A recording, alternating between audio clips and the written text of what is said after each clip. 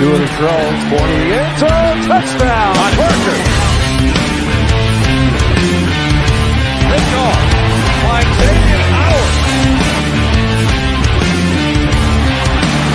Tagovailoa trying to pick up for it, fires to the end zone, touchdown!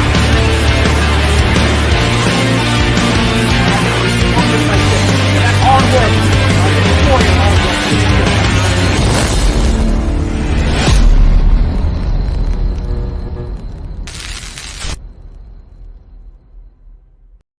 What is good, Fin Nation? What is good? It's your boy Reason. And oh boy, if you if you don't follow me on Twitter, I don't know what you're doing with your social media life. That's the first thing I'll say. But man, Chris Sims, you got the work tonight, boy. Woo! We'll get into that in a little bit. Yeah, because that's just funny stuff. I got a couple things I want to go over. Tua made some interesting comments regarding Najee, Jalen, and Devontae Smith. We'll go over that. I'm going to show you how badly Chris Sims got dragged a little bit. An interesting interior player was released today. I'll talk about that. Disney and the NFL have reached a new media rights deal. We'll talk about that. And then an interesting little article came out from Barry Jackson tonight, and we'll go over that. And then I'm going to open it up to each and every one of you to come on and give your opinions, talk about whatever's on your mind. Y'all already know what time it is. Guys, already 8 of you in the room. Smash that like button, subscribe. If you're new here, y'all already know what time it is, man. So hit that subscribe button. I appreciate it. We're like, man, I saw someone congratulate. I think it was FSU, baby. Thank you for the congratulations. But we are quickly on our way to 4,000 as keep climbing. Already over 3,050. So let's keep that number rolling. As usual, you can donate through the PayPal, and you can also donate through the Super Chat, paypal.me/Finside. You can become a Patreon. I'll give the Patreon shout out a little bit later on. Patreon.com/Finside the NFL. Of course, patchvibes.com. Use code Finside for 20% off of your purchase. You can grab official Finside the NFL merch right now. Got a new meme I'm working on that I'll probably be putting on shirts. I didn't get a chance to upload the finish line today. But I'll probably be doing it tomorrow morning just because after this show, I got something I got to work on with me and my brother on our hockey podcast. I'm going to plug that quickly. Guys, if you want to learn about hockey, if you want to keep up to date with hockey, me and my brother, we have started a hockey. Well, hockey, it's Penguins plus NHL talk.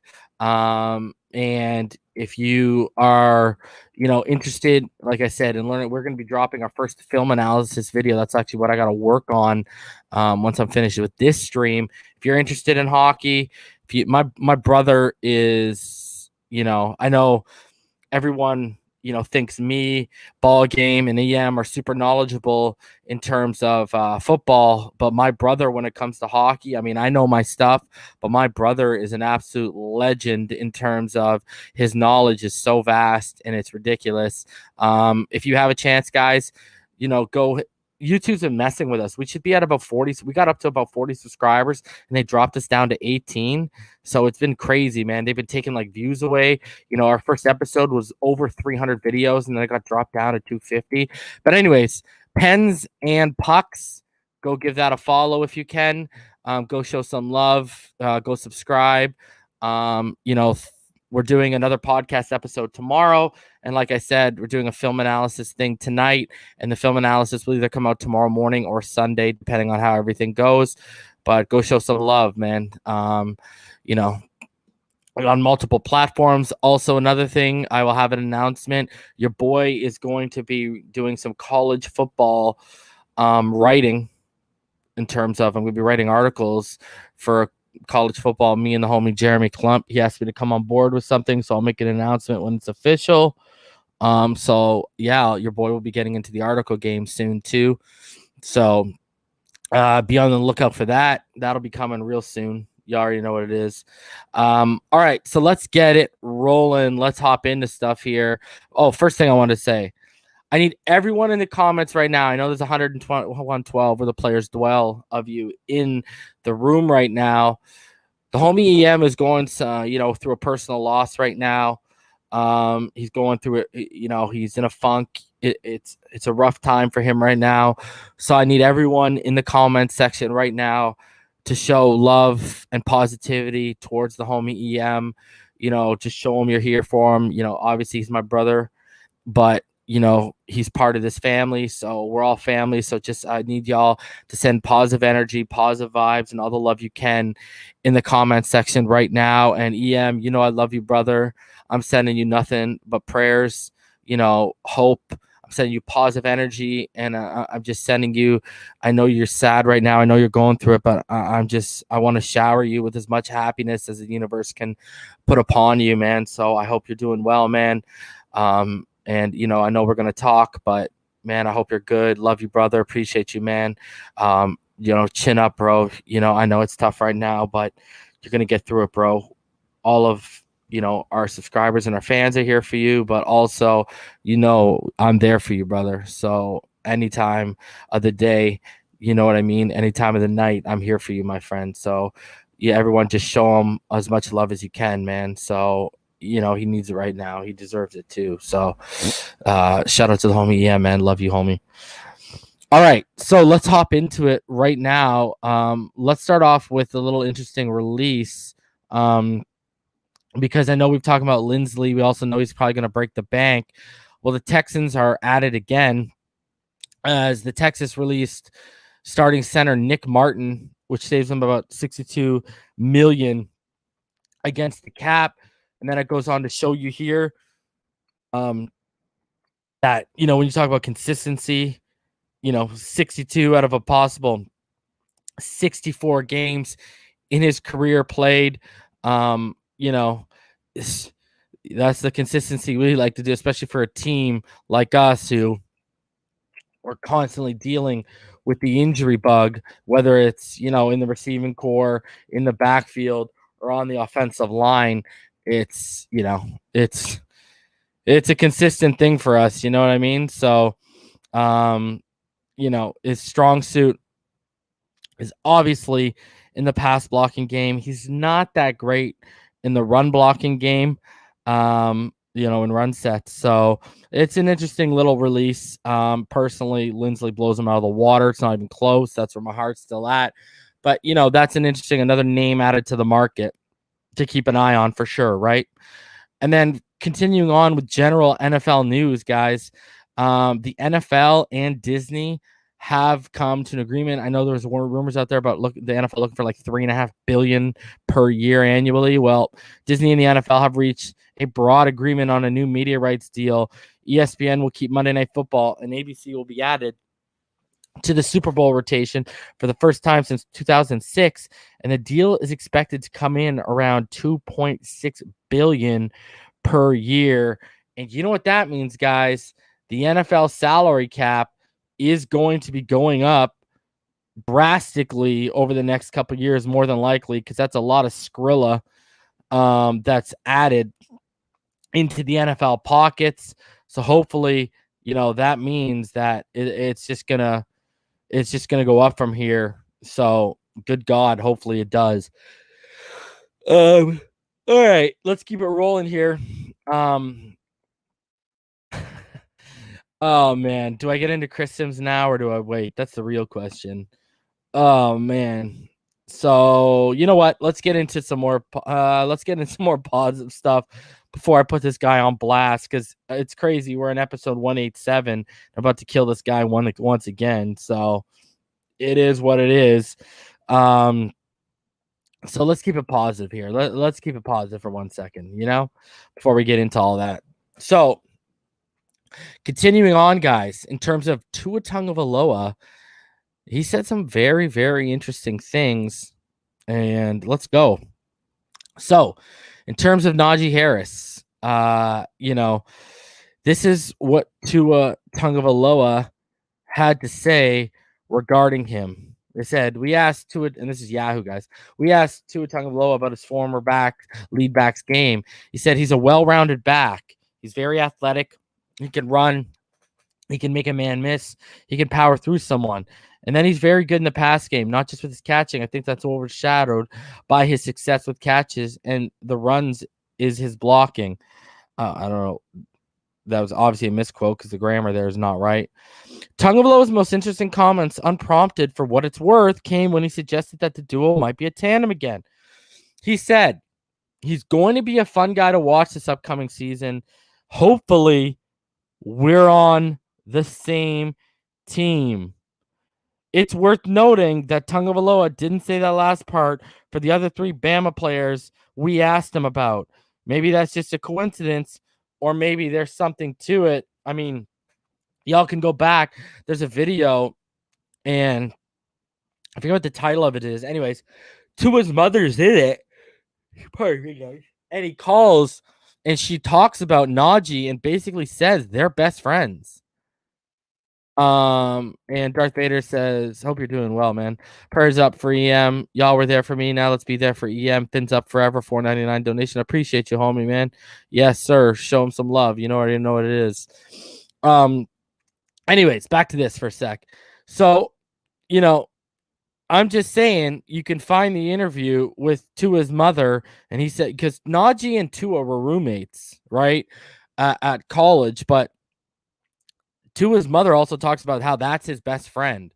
So worth noting, right?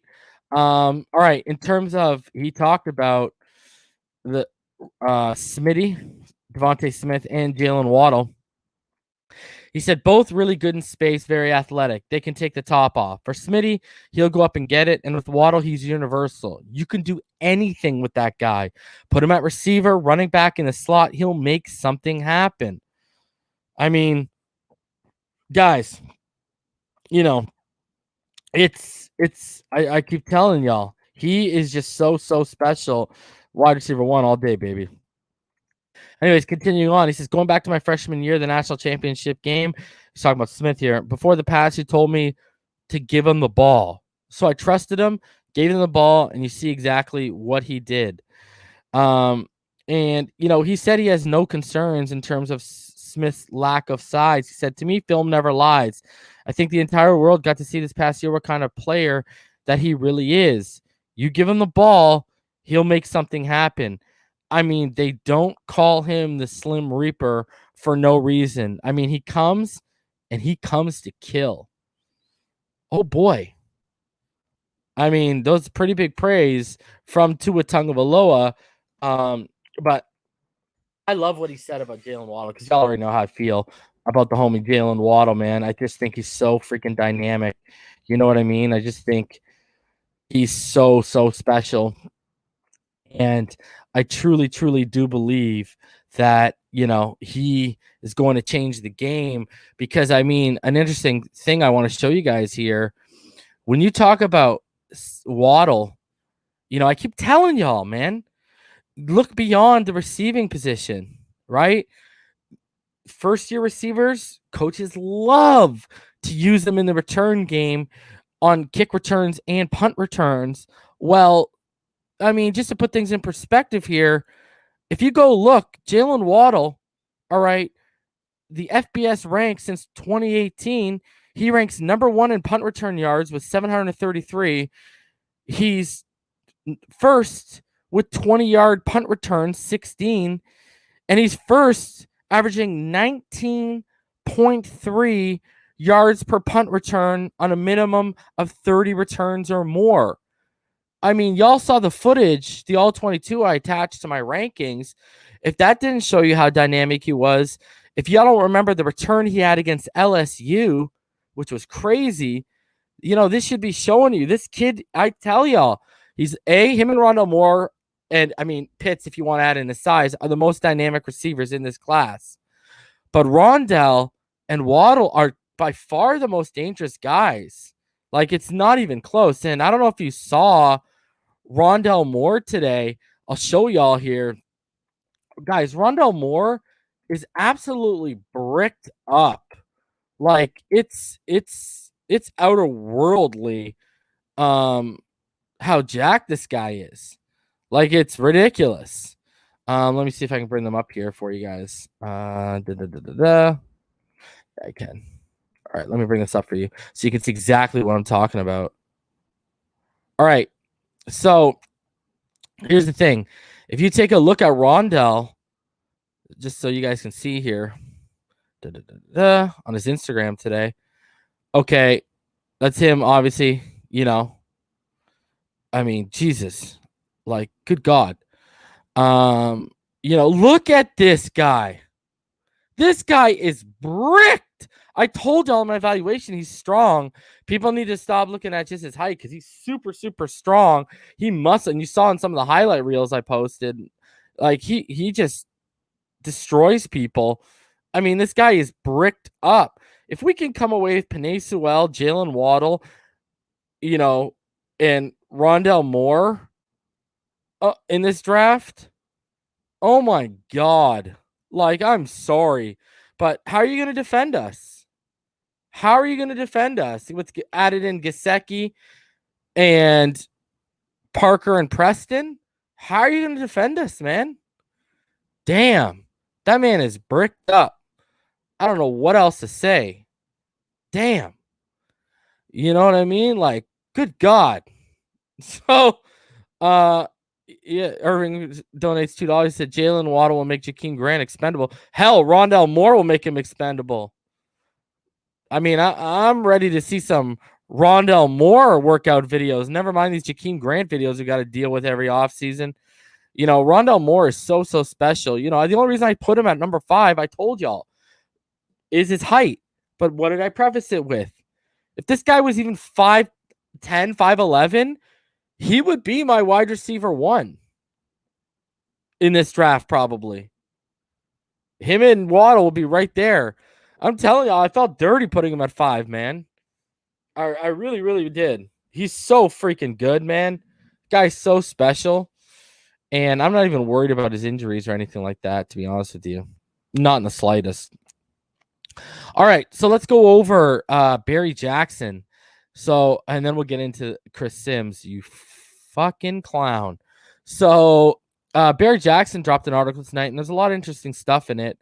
So let's go over the whole article together. And I found a way around your paywall, Miami Herald. Anyways, so he does his little 6-pack, and he talks about how the first thing he goes over is how the Dolphins under Brian Flores have been as secret as any team in football. They refuse to play when a player is out, admonish personal trainers who reveal such information, decline to confirm the hiring of an offensive coordinator 3 weeks after the information was leaked to 2 national networks, and fume when lineup decisions are revealed a day before the game. And he says, let me be clear that all of that is a right. And they actually have a excellent media relations team. Anyways, so it goes on here about how in recent teams, because COVID has changed the whole landscape of how being able for them to conceal information at a way higher rate. And it talks about how there are no 30 visits permitted because of COVID, and there's no limit on players that any team can interview. Really, according to an NFL spokesperson, what it says here is teams can interview an unlimited number of players, but can do no more than 5 sessions with any one player. So that's big. So unlike past years, you won't be seeing reports here or anywhere that Miami has displayed interest in draft prospects by flying them into team headquarters, because there will be no such visits. So, it's going to be even more. Mum is going to be even more of the word this offseason, is what he's trying to tell y'all as we get into draft here. So his next little point here is we hear there's been discussion inside the Dolphins about whether to clear out a lot of cap space and be very aggressive again in free agency. At least one person in the Dolphins' upper brass supports another spending spree, but a decision still must be made. Miami can go from $26 million to more than $60 million in cap space by restructuring some players and cutting others. Ultimately, which is true, the Dolphins will telegraph their moves in the days and hours before the start of March 15th free agency. That's, guys, March 15th is when the tampering period starts, but players can't be signed till the 17th. So if they restructure the deals of their highest paid veterans and cut a handful of players, you'll know they'll be willing to spend significant money. Now, this again, we got to go over this. Jesus Christ, get over it. Anyways, the Dolphins' chance of acquiring Houston quarterback Deshaun Watson will largely hinder on whether he's made available before the draft. Decent chance before, poor chance after. And at this point, it's dubious whether the Texans will make him available before the draft. Blah, blah, blah, blah, blah. As one NFL official told me, where have you heard this before? I was saying this when these rumors started, and now it's coming out of NFL circles. Texans general manager Nick Castro, quote unquote, doesn't want to be known as the guy who trades it to Deshaun Watson. Could have swore I said that. So, as NBC's Peter King wrote this week, I'm told Castro is categorically opposed to trading Watson, period. Either in the next 9 weeks before the draft, when he's clearly get the best deal to start the Texans post-Watson lives, or ever. It's easy to say that, of course, when the deadline is far away. So, I mean, let's move on. I mean, you ain't telling me anything I didn't already know. And you ain't telling me nothing I wasn't telling these people months before you wrote it. But all right. And then it goes on to here about Tua does his best work in the shotgun. Blah, blah, blah, blah, blah. So, King noted that an NFL personnel man who is scouting quarterbacks heavily said that three among presumptive number one pick, Trevor Lawrence, Zach Wilson, Trey Lance, and Justin Fields will be taken in the first 4 picks. And that the Eagles at 6, will be lucky to have a good one fall to them. So he says here, if that proves to be the case, then the Dolphins should have a decent chance of moving down from 3, blah, blah, blah, blah, blah. I mean, come on. Go watch some Penei Sewell film. Here's an interesting one, too. An associate of Albert Wilson said the Wilson camp isn't expecting the Dolphins to automatically plug him into a significant role in 2021 and aren't sure whether he even makes it to training camp. Releasing Wilson would clear out $2.9 million in cap space with $2.3 in dead money.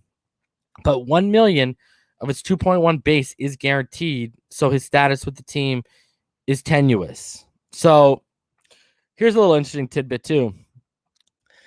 Names that continue to be linked to the Dolphins pick at 18. Kwity Paye, Greg Rousseau, and Jalen Phillips.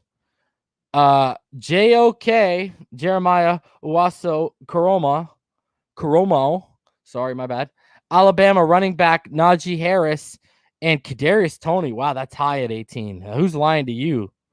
Penn State linebacker Micah Parsons would be difficult to pass up if he very surprisingly slips to 18. See, some of these takes are putting me to sleep.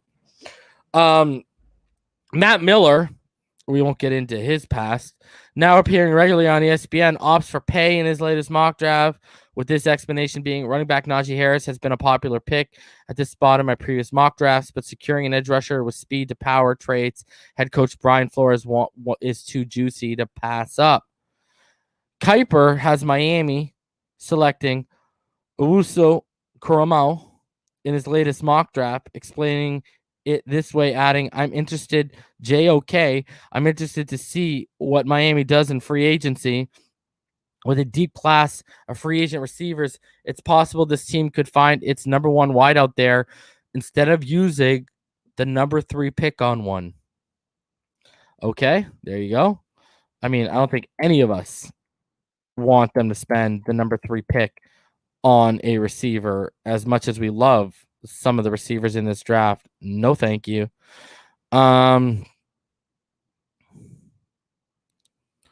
Steve's not in the first round. Let me put that way. The guy's way too raw. I wouldn't touch him in the first round at all. Same with Jalen. That was pretty high. That was definitely pretty high for me to see Jalen Phillips there. So, I don't know what people are saying. So, a little high. Yeah, and I'm not drafting Chase at 3, Joe. Are you crazy right now? Like, no. Sewell or trade back at 3. It's Penei Sewell or trade back at 3. That's it. No receiver is worth this, man. So I actually can't show that, Darth, because it's a broadcast clip and it could get me demonetized. Oh, hold on. Yeah. Oh, let me see. I know what you're talking about. Never mind. My bad. Let me see if I can show that. If it's not, I got to make sure that there's no, I'm guessing it's not all 22 from the angle I saw. Let me see here. Oh, okay. Well, it is actually. Seems like it. All right. So let me show you. All right, so I've been going on about Penei Sewell, and I've named multiple traits. I've had people talk about his lateral movement. I've talked about how good his footwork is, how good his balance is, et cetera, et cetera. Well, Field Yates, he put out a tweet, and it highlighted, some of the stuff that that Penei does so well. Like I said, 2 of the many things I've been preaching in regards to his elite traits. Kid is so special, it's unreal. So this is what Field Yates put out. I mean, you look at that. Look at him just keep him outside. That was Zach Bond too, by the way. So look at this. Takes the man at the second level, pushes him out of the way in the run game. Here you go. Just footing him back, just absolutely popping him, keeping him in front of him. Look at this. Just absolutely destroy him and then pancakes the man after mauling him in the end.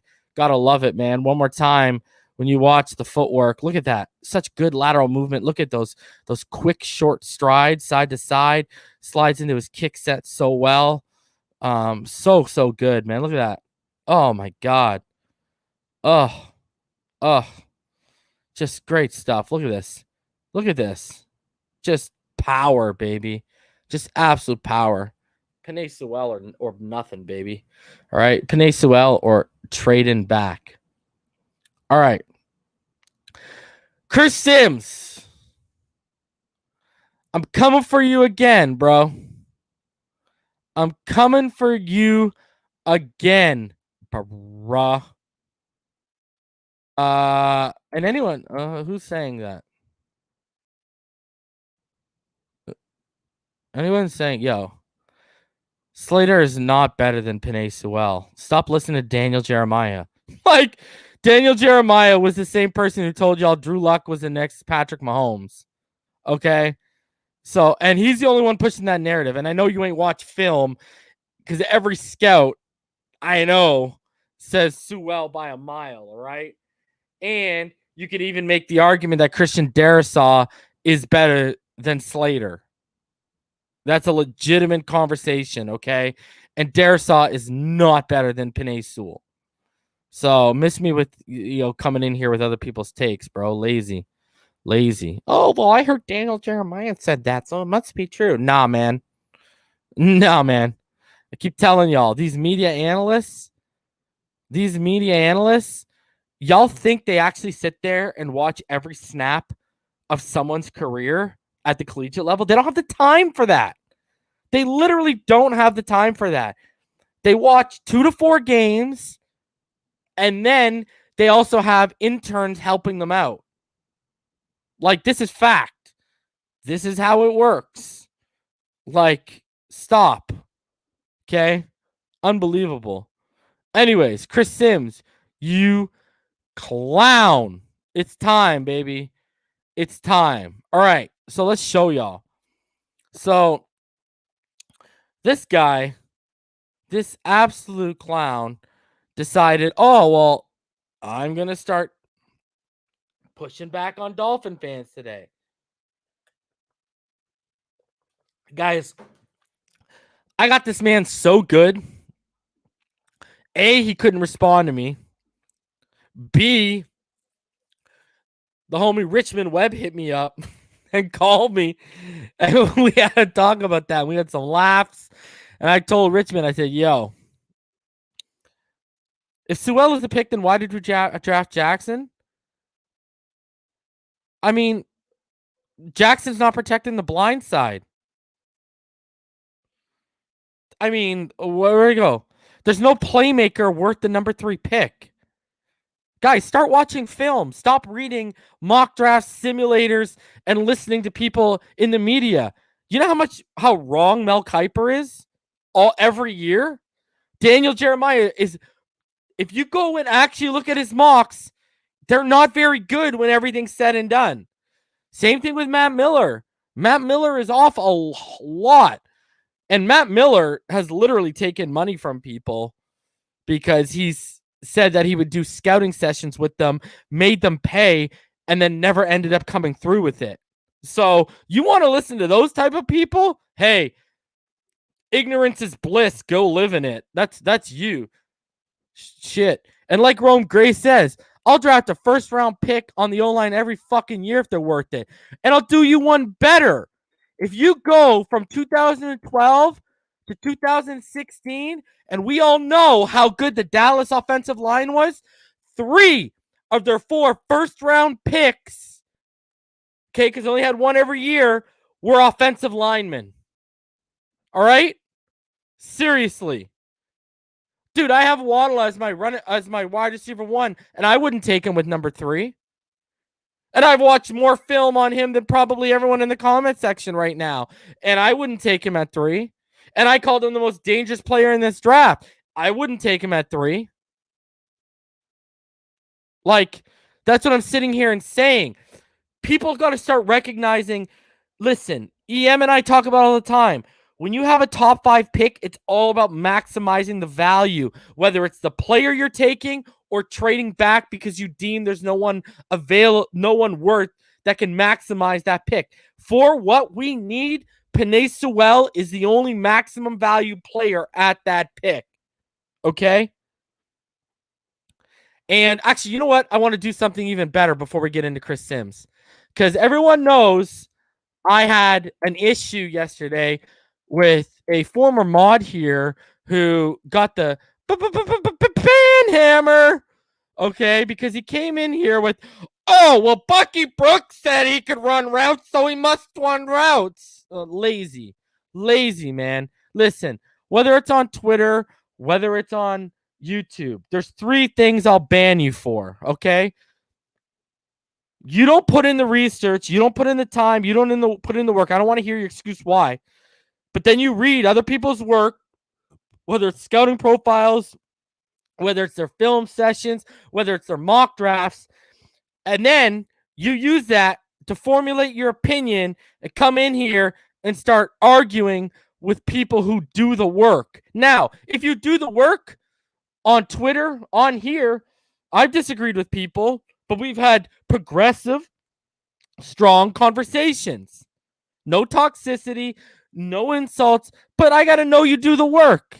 Bro, if you're some jabroni sitting on your couch claiming you do it, I will call you out because I want to see receipts of where you're getting your collegiate all 22 because I know how hard it is to find. You know what I mean? Jamar Chase, perfect example. You can only find 8 of his 15 games. And the only reason I know this is because someone said, oh, I found it all on YouTube. So I actually went and did the research. You can only find 8 of his 15 games on YouTube. But I have every LSU snap of his career.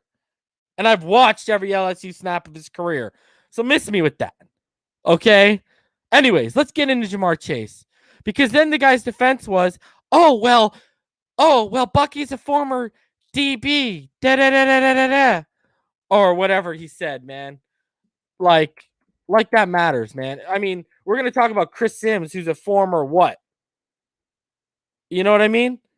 The guy's a former quarterback and has some of the worst quarterback takes I've heard in my life. Anyways, let's do it. And here's another thing I got an issue with these analysts. Here is a serious issue.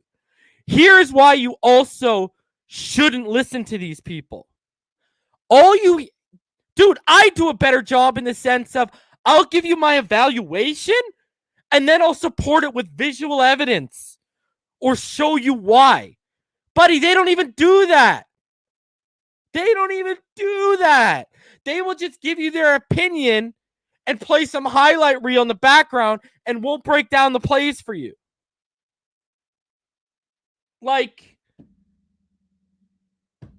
And it's an intern that put together the highlight package. Just saying. All right? Like, even more reason for you to poke holes in that. Let's get into Crocky right now. Guys, Eric Crocker, he does great stuff. He is a former NFL and AFL cornerback. So he had a very interesting thread. It popped onto my timeline. I've been following this guy for like a year, and I never saw this thread. And it popped onto my timeline, and we actually, ended up finding a commonality in this when I retweeted it. But anyways, so let's start it off here. He said, it's clear Ja'Marr Chase is a baller. As evaluations ramp up, I dive into Chase's last game as a Tiger, where he wins and where he can improve. Very intriguing prospect. All right, so let's go. So he starts it off. As you all are aware, my threads tend to be a little bit longer because I try to put enough in to where I'm not cherry picking plays.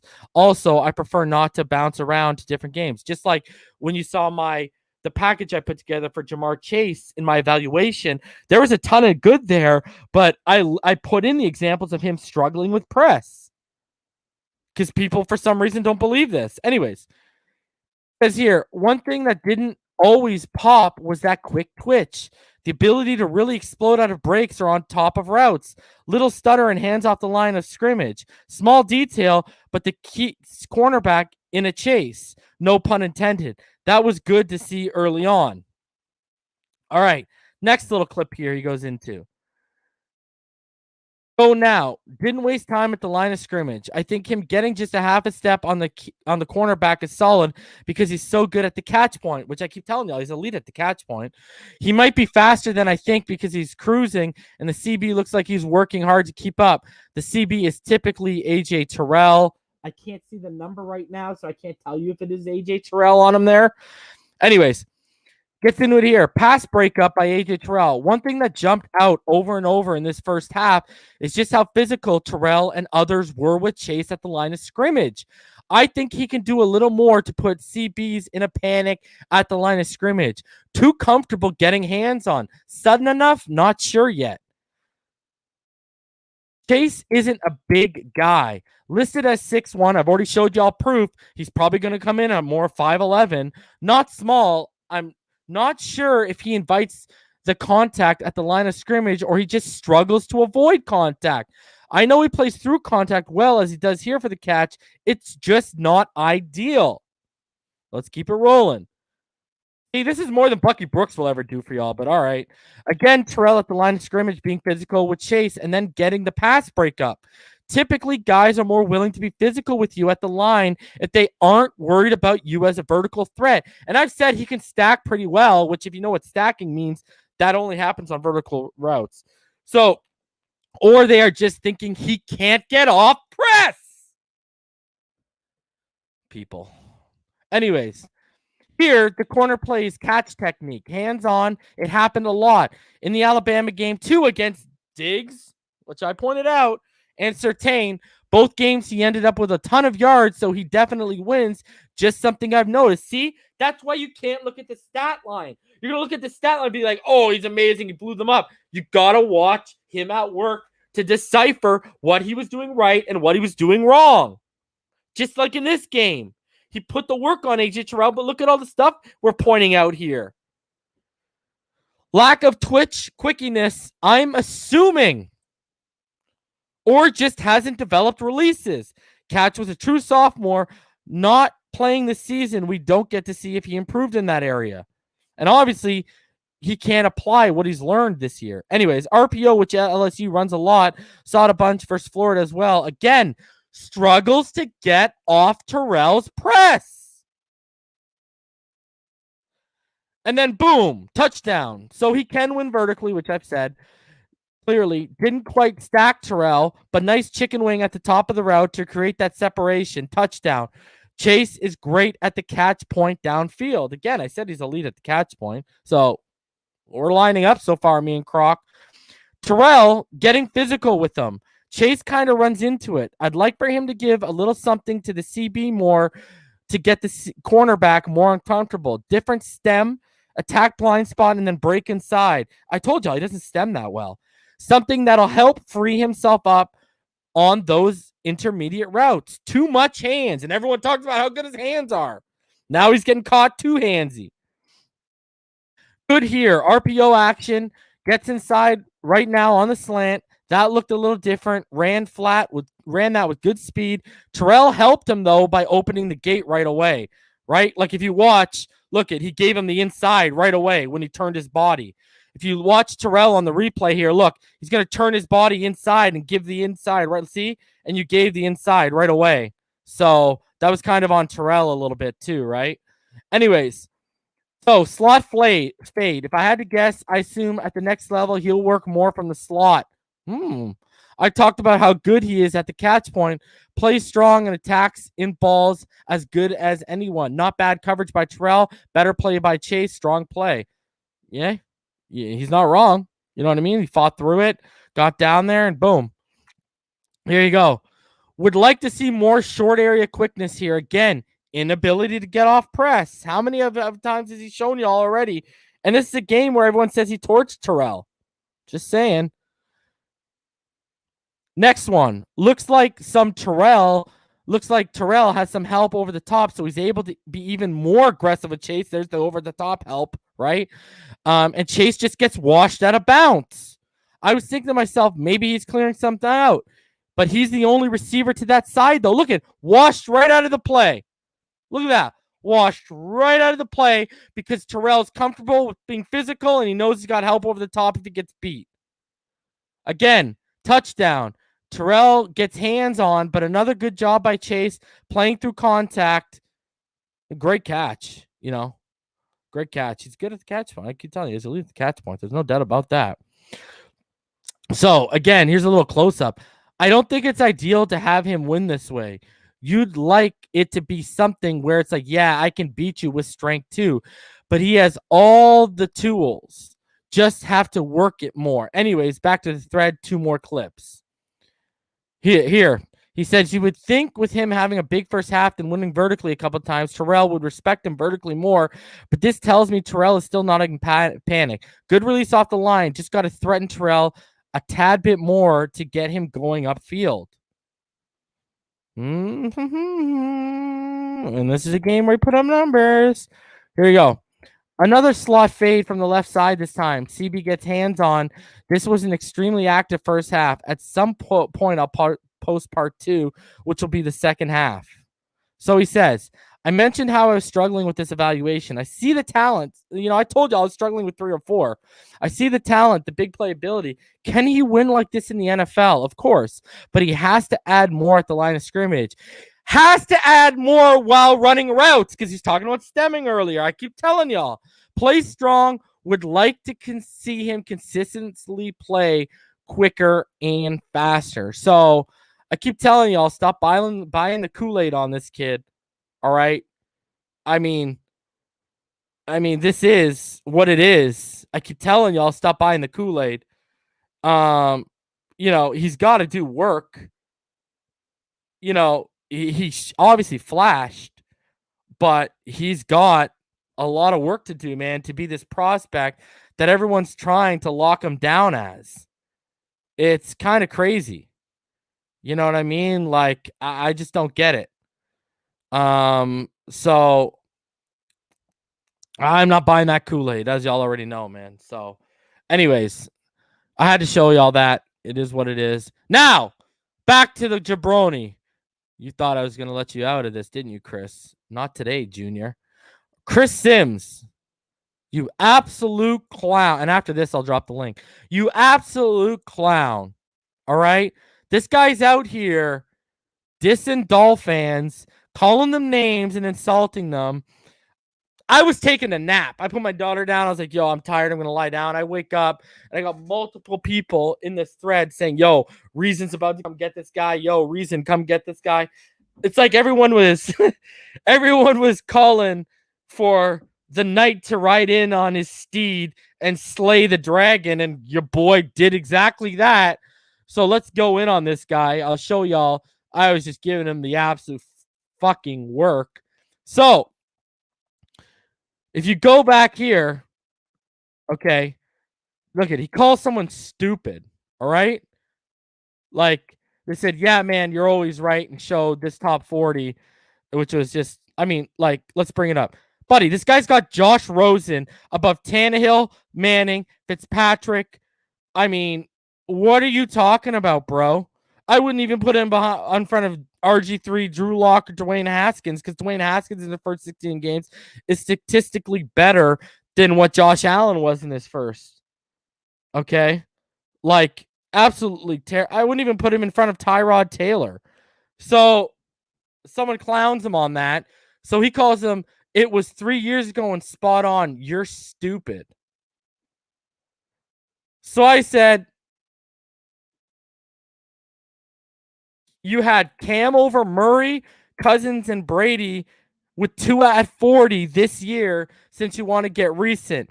Cam had 15 starts through 8 touchdowns, 10 interception, had a touchdown percentage of 2.2% and an interception percentage of 2.7%.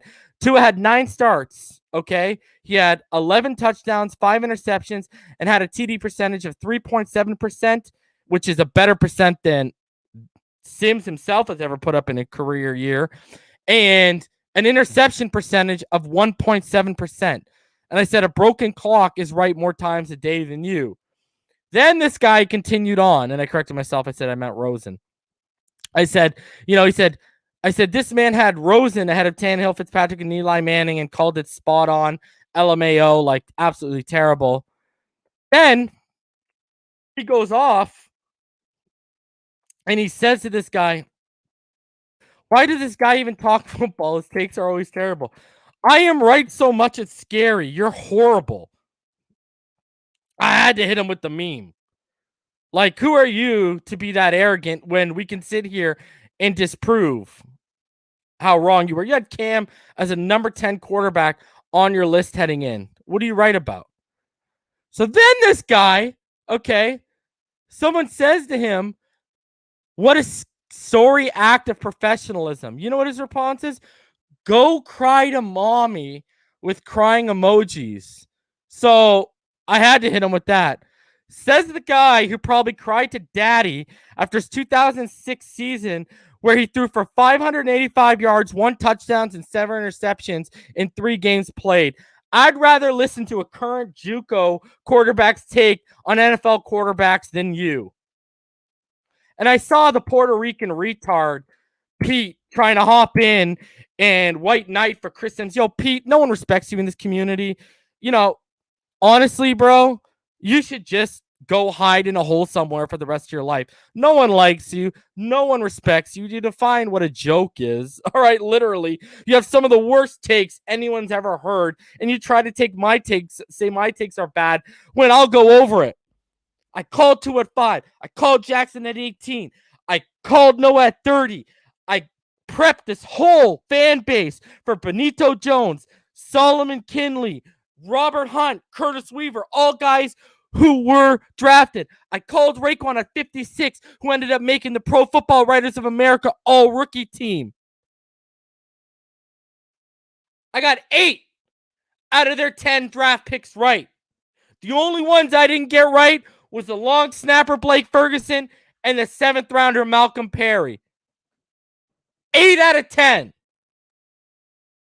I was the one telling everyone that Josh Allen was going to take a leap this year with Stephon Diggs. Well, you were telling everyone Cam Newton's going to be the best quarterback in the AFC East. Whose take was right and whose take was horrible on that one? And you want to sit here and say Tua takes are horrible? You're going to eat so much crow in year 2, I'm going to laugh. All right? And my takes weren't horrible. Go watch my evaluation of the guy. Go watch my breakdowns of the guy. I was pretty fucking spot on about him. And I was even spot on to the point where I said, if he starts a full season this year, I said I expect 18 to 22 touchdowns, under 10 interceptions, 10 or under interceptions, and what? I think I said between 2,800 to 32 yards. If you expedite his 9 games over a 16-game season, I was dead on! Dead on! Dead on! Mwah, mwah, mwah. All right, let's keep it rolling. Chris Sims, he says, look at this backhanded comment. I just call it like I see it. Tua is a great person, just talking football, no obsession. And you're the one with his name on your handle. You're obsessed. Stalker, get over it, because this guy has Tua in his name. Like, okay. So I go off and I say someone's envious that Tua had one of the top selling jerseys and has a loyal, massive fan base. Well, old Chrissy boy is lucky to find a used replica of his jersey on eBay, and whose only fans are his fucking parents. Matt, a real left-handed quarterback, is going to show you how it's done, right? And this guy wanted no part of me. No part of me, Chris. You want to respond to all these other people, but you don't want to come for me because you know I'm already dragging you from one side of Twitter to the other, and you don't want nothing with me on these Twitter streets, okay? And so then it got even better. I hit up my boy and I said, yo, I need this graphic made real quick. You got me? He said, yeah, Reason, I got you. No problem. Give me 30 minutes. All right? And this is it. This is Reason coming for Chris Sims on these Twitter streets, baby. And if you've seen Boys in the Hood, you know exactly what. Ricky! Florio in the background. Ricky! All right? Chrissy! Man, catching body bags out here, bro. Body bags. Body bags, baby. You don't want it with me, Chris. You don't want it with me. And I'll invite you to come up here on Finside the NFL and debate Tua. And you can have all your interns work for you, and I'll be a one-man show. Buddy, I'll still put you in the body bag, zip it up, and send your ass off to the morgue, baby. Because that's just what I do. Ain't no one want it with me out here. Because the thing is, all these motherfuckers that try to come with me, whoever you want to name, all they got is their subjective opinion. I come with evidence. I come with facts, an objective opinion, and most of the time, a far higher football aptitude. It's just how it is. So you don't want it with me, Chrissy. You can come get it, boy.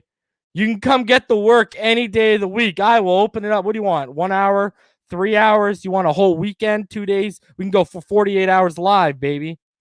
What do you want? What do you want?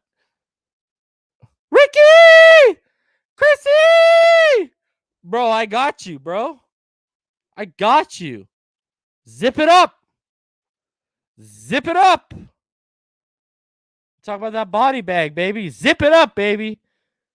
You already know what time it is, man. Now let me drop that link. Let me drop that link for some of y'all. So, I mean, these people wilding absolutely out, man. You know, like, you want to come out here and you want to say nonsense.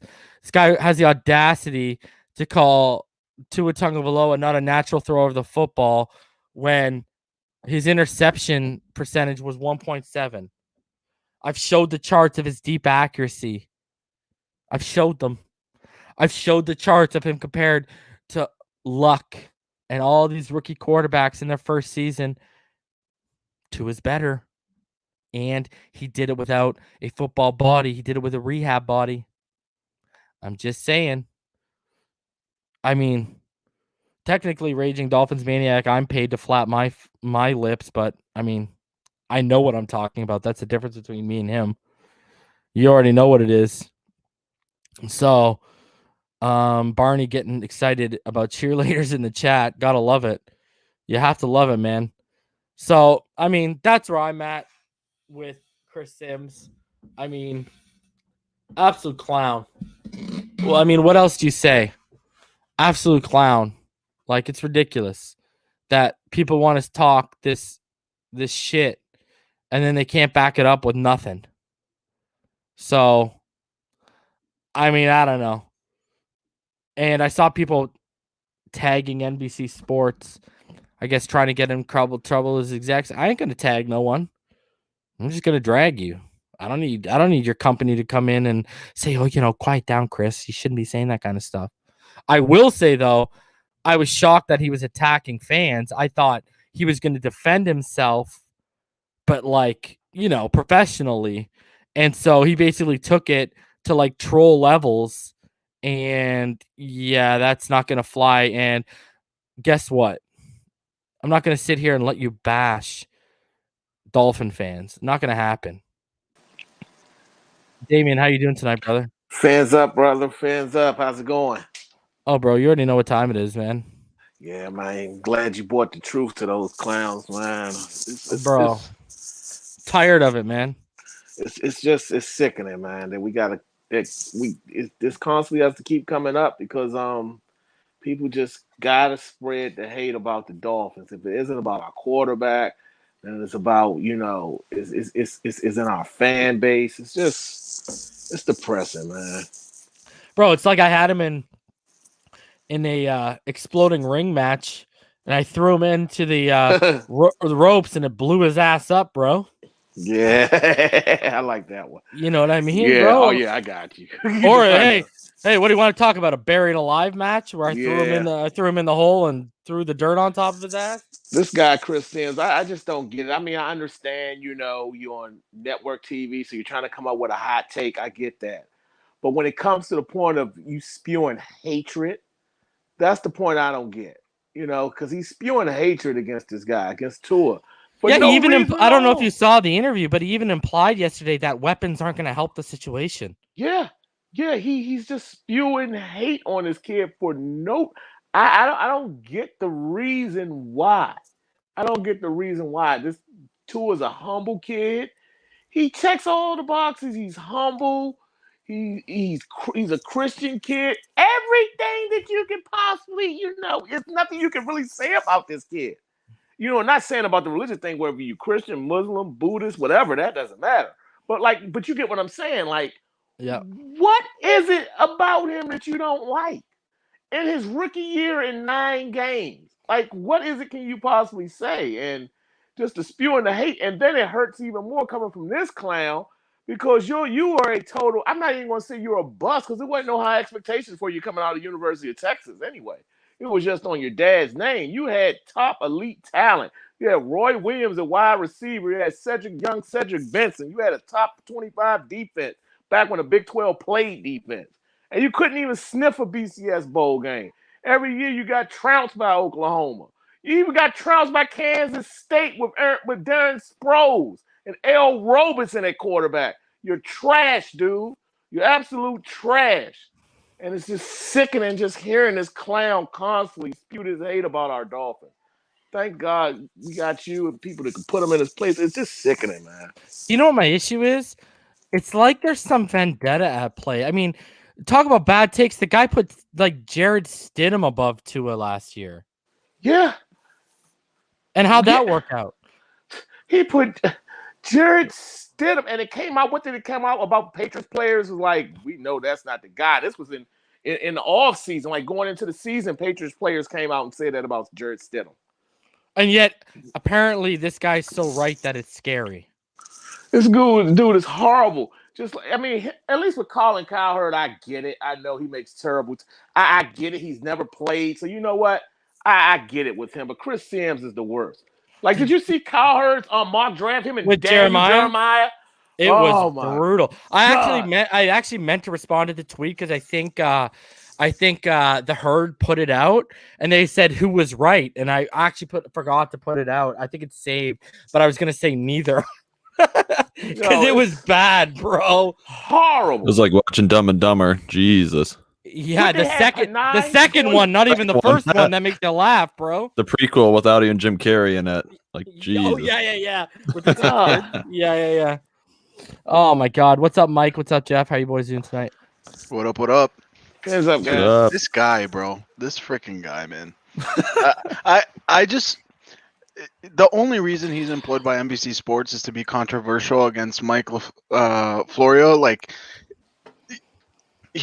Mike is the only one that's, like, I guess, reasonable, and then Chris is the one that's got to be like, I don't know, let me just say something against the grain, and, hopefully it sticks, and then if I'm right, I'm a genius. But he was such a fool on Twitter today. Yeah. I was, and like, yo, I don't know what was worse.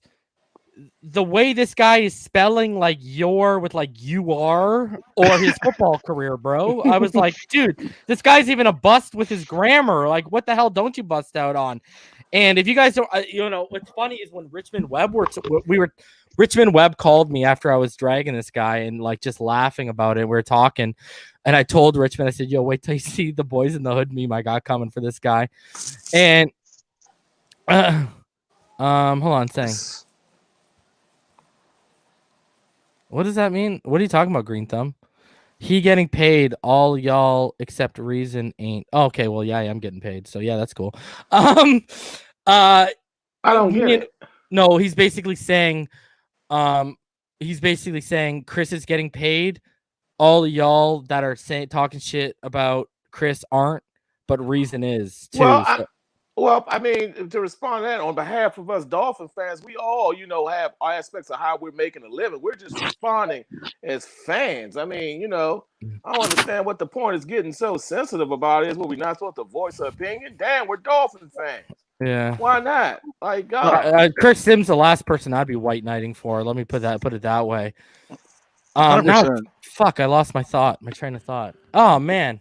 I just don't know what his beef is with Tua. Like, when I heard him say he's not a natural thrower of the football, I almost fell out of my chair. Like, what the hell are you talking about? Oh, that's what I was gonna say. So I was talking to Richmond today, and I told him about what Esteban brought up yesterday, because Esteban's a Texas Longhorns fan, right?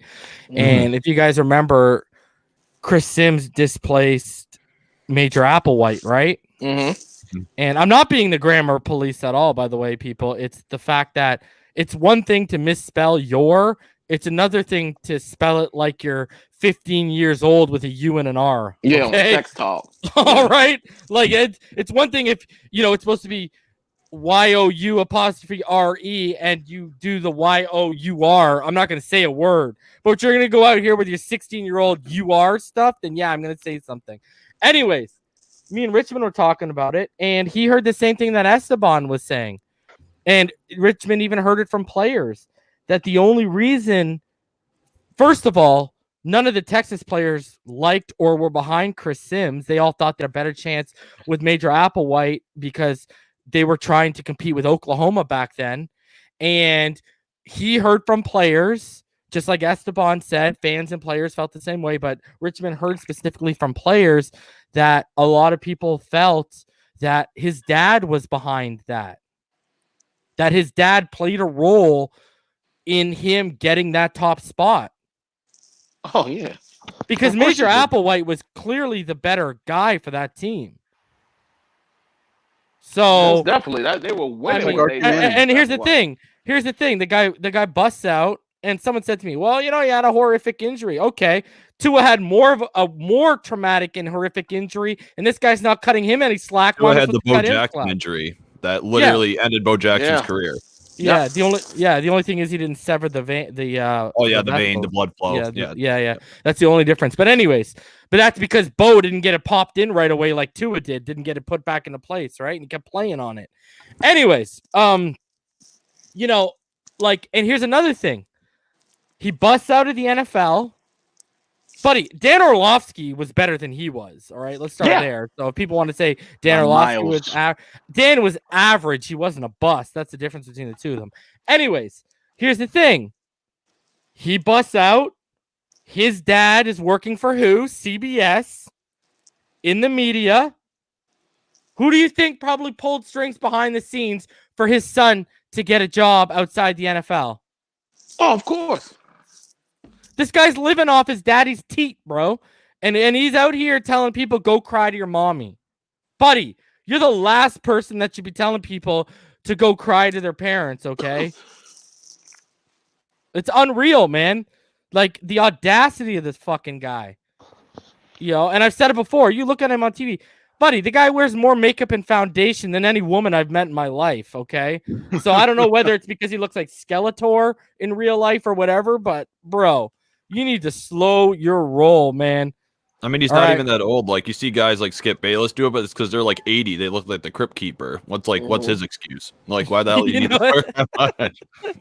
For real, man. So, like, I don't know. But I wanted to ask you guys, what did you think about Tua's comments on Najee because he was a little more, That's- open to Najee coming to the Dolphins than Waddle or even Smith.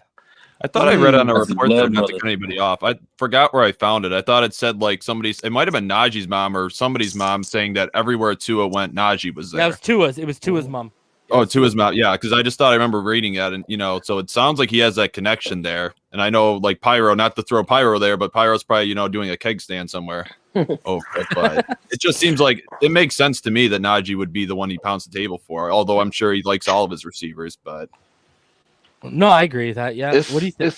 It's that familiarity. Like, you got to think, like, 3 to 4 years of this guy's life, Tua's, he was around Najee Harris more than anybody, more than his own mother, more than any teammate. They lived together. Yeah. They had an intimate bond together that they're best friends. Yeah, like they're literally it goes best bigger friends. than football. It goes deeper than football. Yeah. And that's something to be said. And it doesn't hurt that Najee's super talented also. And that it seems our coaching staff fell in love with Najee a little bit more than Devontae at the Senior Bowl. I gotta ask you something about that reason. Depending on how free agency goes and how that third pick goes in the draft, depending on all those things, and at 18, we're sitting right there, and we know we're in win mode now. And I know about how the NFL goes now, taking a running back at that position right there at that time. But depends on free agency going well, and we get our guy at 3. Would you have a problem with them pulling the trigger on Najee Harris? Say that one more time, because I just want to say this. Okay. Chris Sims couldn't destroy a paper bag. I ain't worried about him destroying anyone out here. What were you? Say that one more time. Okay. If free agency goes the way we want, where we fill voids, learn these besides the running back position. Let's say, for instance, we don't fill the running back position, and we get our guy at 3, Penei Sewell. At 18's right there. Yeah. And Najee Harris is right there. And we know the relationship he has with Tua. We have the line shored up. And also, we want to play defense because we don't want the Buffalo Bills to get him or the Pittsburgh Steelers, even though that's out of the equation. But still, we know that's a glaring need for them. Would you feel bad about us taking him right there? And also because that is a glaring need. And we're in win now mode, too. We're not rebuilding no more.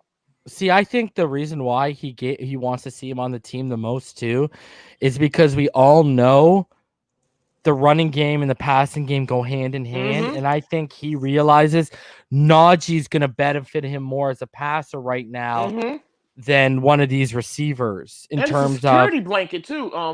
Reason. Yeah, exactly. But especially if you want to run the what does the first letter in RPO stand for?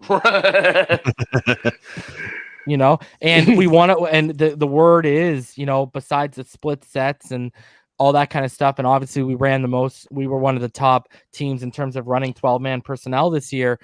Apparently, from what I'm understanding, is RPOs and screens are going to be, again, heavy anecdotes in this offense this year. So, if you talk about RPO and screens being used heavily, Najee, or Javonte Williams, I mean, I guess, or even Travis Etienne, if you want to lump him in there, those guys have the skill set ideal for that, just like Aaron Jones does, except Aaron Jones is going to cost you an arm and a leg, right? Yeah. And so, a running back is going to benefit you just as much or even more as taking one of those Bama receivers. I think the only one that competes with them in terms of being dangerous is, and I love Smitty, man. I wouldn't be mad with them moving back up to get Smith, but is Jalen Waddle.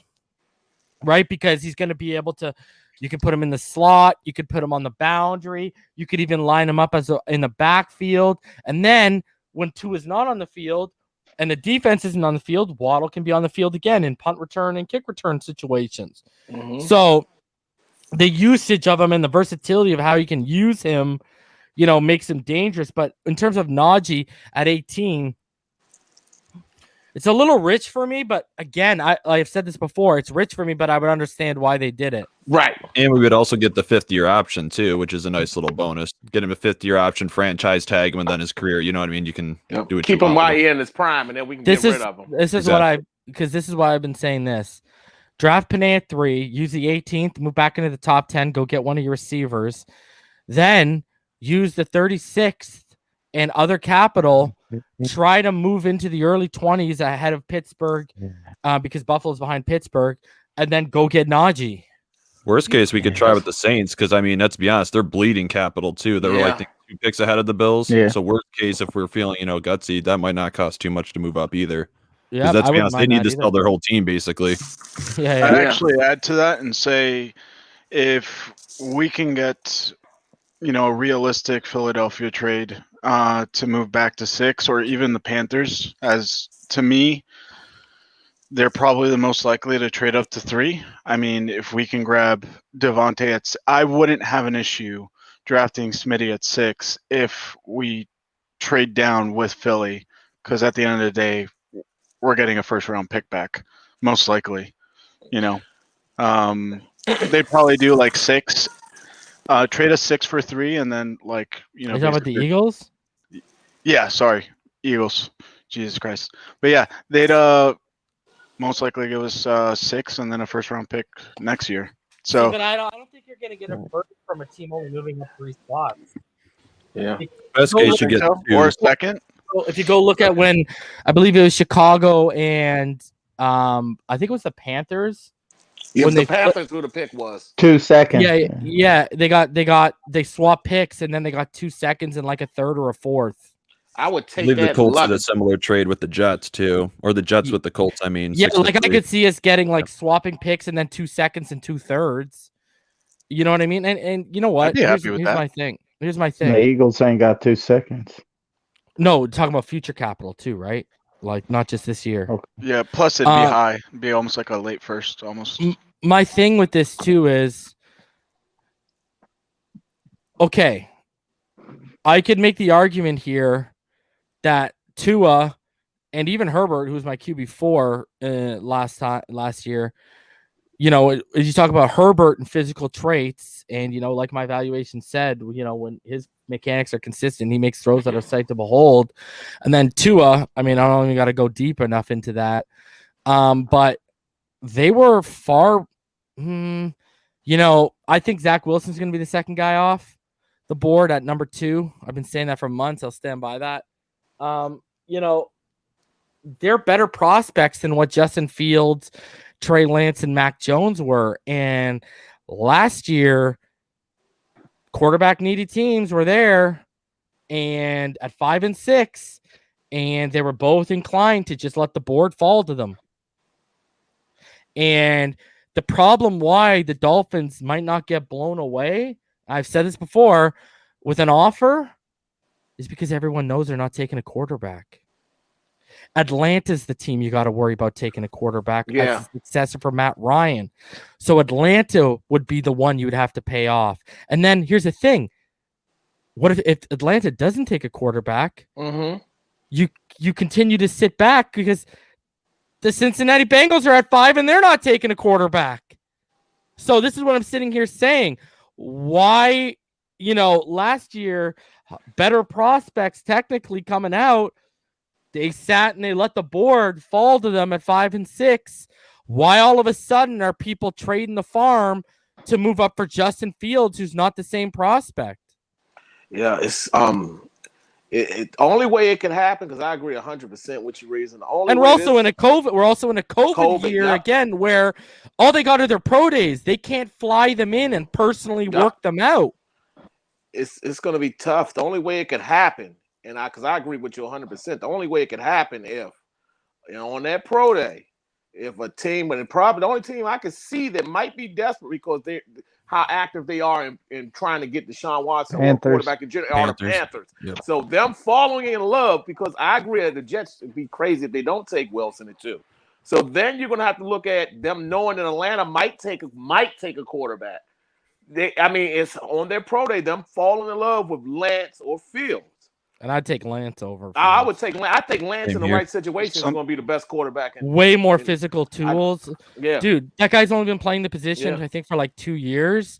And, he literally had 0 turnover. Is he playing any games for this little short period reason? I'm just asking. I know it'd be crazy, but I don't think he is. Okay. So So you guys know he had 40 touchdowns and 0 interceptions Yeah. last year, right? He's legit. Yo, you know what's crazy? If you actually go into the analytics, he actually had 0 turnover-worthy plays as well. He's the And best quarterback out of North Dakota turnover-worthy State. plays would be like an interception that the defense drops, a bad throw that should be picked off. You know what I mean? Like, he had 0 turnover-worthy plays as well. And this guy has all the physical traits and ability in the world. I think he's a better prospect than what Wentz was coming That's out. why I just said, you heard what I just said? I was like, he's the best quarterback to come out of North Dakota State. Yeah, he's a Yeah, better he's prospect. at small school. Yeah, small school. Same school as Carson Wentz, man. Yeah, same school. Hey, real quick on Justin Fields. And this is just a question. You know, Justin Fields did transfer. So, I mean, don't you think that kind of is part of the reason why he's, I guess, maybe getting a little bit underrated? Like thinking Joe about. Burrow transferred. Yeah, Joe Burrow transfer. I guess that's fair. But, you know, sometimes like transfers, I guess, affect people in different ways. You know, some people are more system quarterbacks, some people are more. Well, he's raw been in talent. Ohio State for a couple Yeah. years now, right? Yeah. I mean, I don't know that. I'm just saying. The one thing I did see was Elite 11, and I remember just how, competitive the guy was. He was like he won the MVP, I think, that year versus Trevor Lawrence. But I don't know. You know, some quarterbacks are different. I just feel like maybe he suffered because of that transfer versus. I maybe hate his. what he would've gained. I hate his release. He locks I don't into like that first read. It's crazy too. Yeah, exactly. He locks in the first read. His processing when you get him off the first read, he's got serious issues with his processing. Yeah. But that release telegraphs. And my other problem with that release is he's got arm strength, but if you watch him, he doesn't put a lot of tight spin on the football. And he's mechanically he's got to be fixed up too. Yeah, he needs to sit. Atlanta would be the perfect situation. Yeah, that's why I Good. said Atlanta would be the perfect because they won't force him in right away. So I got to remember I've been high on Justin Fields for like 2 years now, but also last year I was buddy before Twitter, before the media, I was the one on TD Finns Talk telling all of y'all about Trey Lance. No one had even heard that fucking name before. And then because he's obviously not Division I. No one had heard that name before. No one even knew the kid was. And I was the one who brought that guy up because he came onto my radar and I followed him last year just like I was following Jaden Daniels when he beat and out-dueled Justin Herbert in Oregon. Trey Lance I think Trey Lance is going to be a far more special prospect. And if he falls down farther and he ends up in a better situation, I can almost probably guarantee he'll have a better career than Justin Fields. Especially if he ends up in like San Francisco. You read my mind. Jimmy bro. G. Oh, if he goes to San You just read my Francisco, mind. oh my God. In Kyle Shanahan's offense, bro. Oh, my The God. perfect scenario for Oh him. my God. They will be disgusted. I think the other perfect scenario for him is Chicago, but I don't think he'll drop that far. Yeah, I don't know if he'll make it that far, Reason. What they're like at 20? 20. Yeah, I don't know if he'll make it that far. Yeah. So, and I hear they might go all in on Russell Wilson. So, Really? Wow. oh yeah, Russell Wilson's on their list. He's on the list. The Bears are on the list of 4 teams he'd go to. That's Check a good that out. would be reason. Did you see that one tweet reason? I was going to actually send it to you. It was really funny when they say, why the hell would Russell pick Vegas Raiders? And it shows like David Carr, not David Carr, Jesus. The other Carr, Derek Carr. Picture standing in the the pocket. pocket that he's standing in. Yeah. Buddy. And it's like, Now you know. Now you Yeah. know what. Have I before we drafted? you've been Tua, preaching for 6 months on. but longer before we drafted Tua. People can go back again on this channel. I mean, and I TD just started Finns following Talk. 6 months. Okay, Yeah. on this channel and TD Finns Talk before we drafted Tua, I said, "Yo, whether we're gonna draft Tua or not, build Want that a Raider wall." line. So if Tua, yeah, exactly. I said the Raiders and the Colts. I want a line just as good or better than both of them, because if Tua doesn't work out or the quarterback last year you draft doesn't work out, you can just remove them and put someone else behind them. Yep, that's right. Everyone said he's like Drew Brees too. Get him a Drew Brees line back when the Saints were in Super Bowls. Yeah. Or Super Bowl, the one. They had a beast of a line. But now I have to play. So just to show you guys one more time, these are the teams that he listed.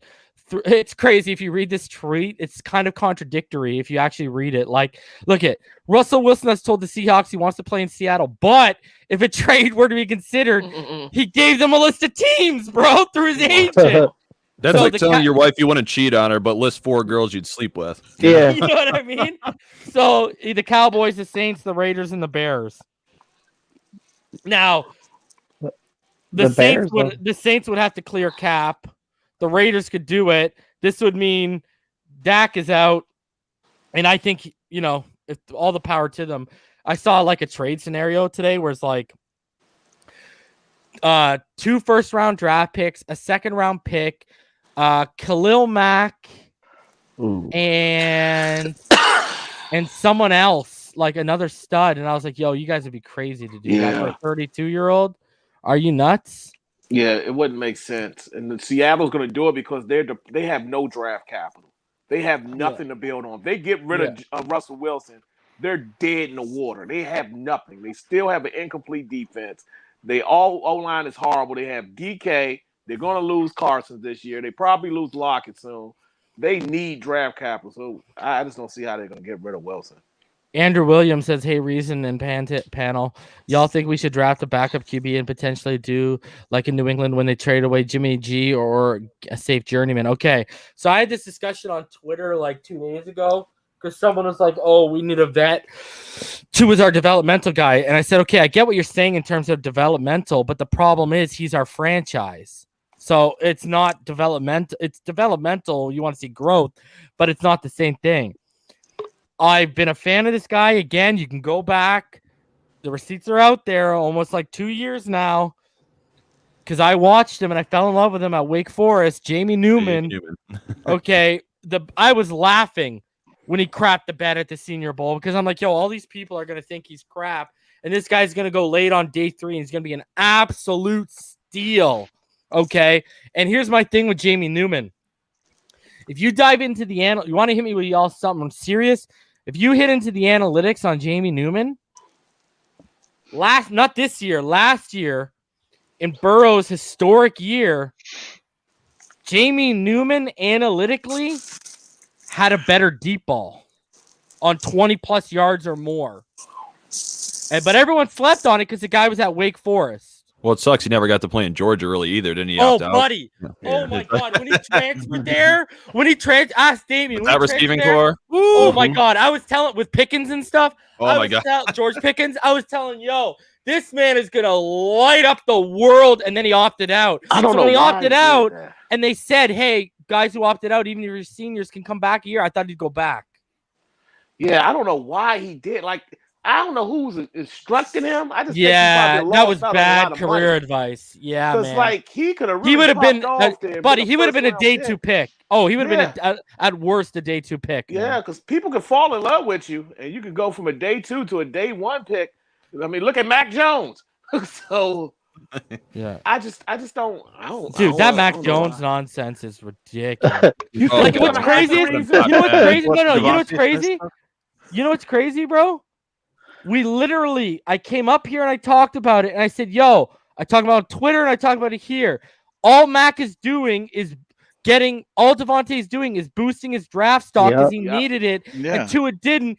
And it didn't even take fucking 2 days. Yeah. And Mac Jones went from a fringe 2nd-round player to now people are actually out here with a straight face, minding you, saying he's going to be a top 10 pick. If that happens, a GM will lose their job. Buddy, the GM will lose his job, and that scouting department will go down and be scouting fucking like 5-year-old football, bro. Yeah, like it's ridiculous, bro. I don't think he's going top 10. I just. Do you think New England will get him? Way. Mac Jones is now. See, that's 10. A point. See, the only team I believe there's only 2 teams I believe that would take him in the 1st round. And that was the Patriots, and I just have a feeling he just reeks of me like a Gruden guy. And so those are the only 2 teams I could see. The Patriots do make a ton of sense. But let me ask you this. If the Patriots are sitting there at 15 and you got to pick between Mac Jones and Kyle Pitts, and we know how much they love the tight ends over there, They drafted Exactly. 2 jabronis last year. Yeah. And ACI or that other freaking clown. I mean, who do you think they're gonna take Kyle Pitts probably? Yeah, the right? lack of You think? weapons at the skill position, they have to. You can get a quarterback all you want, but when you have nothing to throw to, because you know what they'll do? They'll bring back Cam. Yeah, you bring back Really? Cam and you're gonna take a shot. I'd love that. There's already talk about them considering bringing back Cam. Yeah, they think I would love that. they're not in the position. I mean, like if they were in the top 10 drafting, then yeah, you can go for the quarterback. But in the position they're in now, you need to take the best. They need to take the best offensive player available. You're absolutely right. They're in quarterback purgatory right now. They're stuck in no man's land. Yeah. And then with the Raiders can't do it because their defense is horrible. They have to be able to stop, especially in that division. They can't stop a nosebleed right now. They have to take, and they've been missing. Rome, you're crazy, bro. Remember Cleveland Farrell at 4? Yeah. Oh God, Mike Mayock. What you saying about those type of reasons? Mike Mayock. And who's the player I keep bringing up that reminds me of that in terms of raw talent? Oh yeah, not the other kid from Russo. Gregory Russo. Yeah. And what's crazy is, remember, if you go back to the beginning of the season, everyone was like, oh, this guy's going to be a top 5, top 10 pick. Buddy, now there's even, he's not even sniffing the top 10. No, I think the highest I've seen him is like the Titans at 21 or something like that. Like in the 20s, people are talking him. I'm not a fan, bro, at all. That guy, man, he's so raw. And one good season, I'm good, bro. And if you go look at his wins, he didn't win with technique and bend. He won a lot of cleanup stuff too. So, not a fan of Gregory Russo by any stretch. I like Jalen Phillips better. Actually, and I think Jalen Phillips is a second round talent. I don't think he's a first round talent. So that tells you what I think of Russo. Reason the people that have been actually bumping up in these mock drafts, especially like DJ and Bucky's recent mock draft, people we've been talking about on this channel for at least almost a year now. Ronnie Perkins, that used to be basically projected as a 3rd, maybe 4th round pick, goes in the 1st round, and Joe Tryon. I forget who it is that goes to Oregon. I think it's Joe Tryon. But I think Joe Tryon was lining up in front of Penei Sewell every day.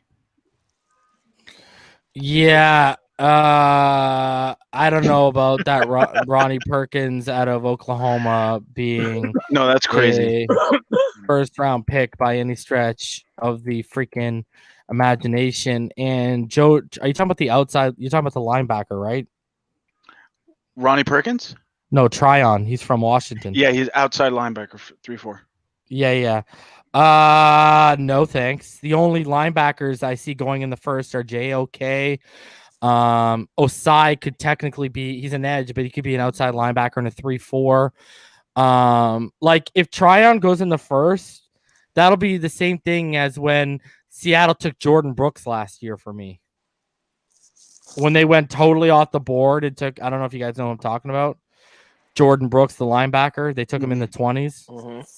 And that guy was nowhere near sniffing a first round talent. And this year he was way out of his depth in terms of how they used him. In terms of linebackers, like I said, you could use technically Osai could be a stand up linebacker in a 3-4. Zavin, I think Nick Bolton could sneak in there, obviously. Yeah. I don't see a plethora of linebackers going in the first this year. I see maybe 4. So, and there's even talk about JOKs. Oh, sorry, and Parsons, my bad. So 5. I think it's a realistic possibility he could be there at 18. What would you do? I can't. I'm not gonna say what I do. I'm gonna ask you. What, Najee or him? Guys. No, I'm not excluding Najee, because we gotta look at what this guy was. This guy was a top 5 pick before all this crazy stuff happened. So I'm asking you, if he's there at 18, I take him. Yeah, you think Greer and Flo would do it? Yeah, I think they would. Now I don't think they would take him in the top 10 because of the character concerns. Right. But at 18, He gives you both. Is He the gives you pass value, rush, the too. value, right? Yeah, but what about Yeah. Collins though? Then we lose out on Collins if we pick Well, anything. Parsons is more special than David sometimes Collins. you gotta just do what you gotta do, man. Is it have Two it impact plays. like Collins is more of an ideal middle linebacker. Collins basically can play. He can stand up on the line. You could put him in the middle as the Mike or the Will. I mean, the only thing he needs to improve on in his coverage, but he's got the athleticism to be able to do that. Yeah, I Parsons is a top 10 talent. He's gonna drop like Tunsil dropped because of the character concern. So you think he'll be there at 18 then? I Parsons. think it's possible. He did some grimy stuff, man. He might be there. At 18, Yeah, man. He got All right. the things I've heard. I've talked to people, and what I've heard is two different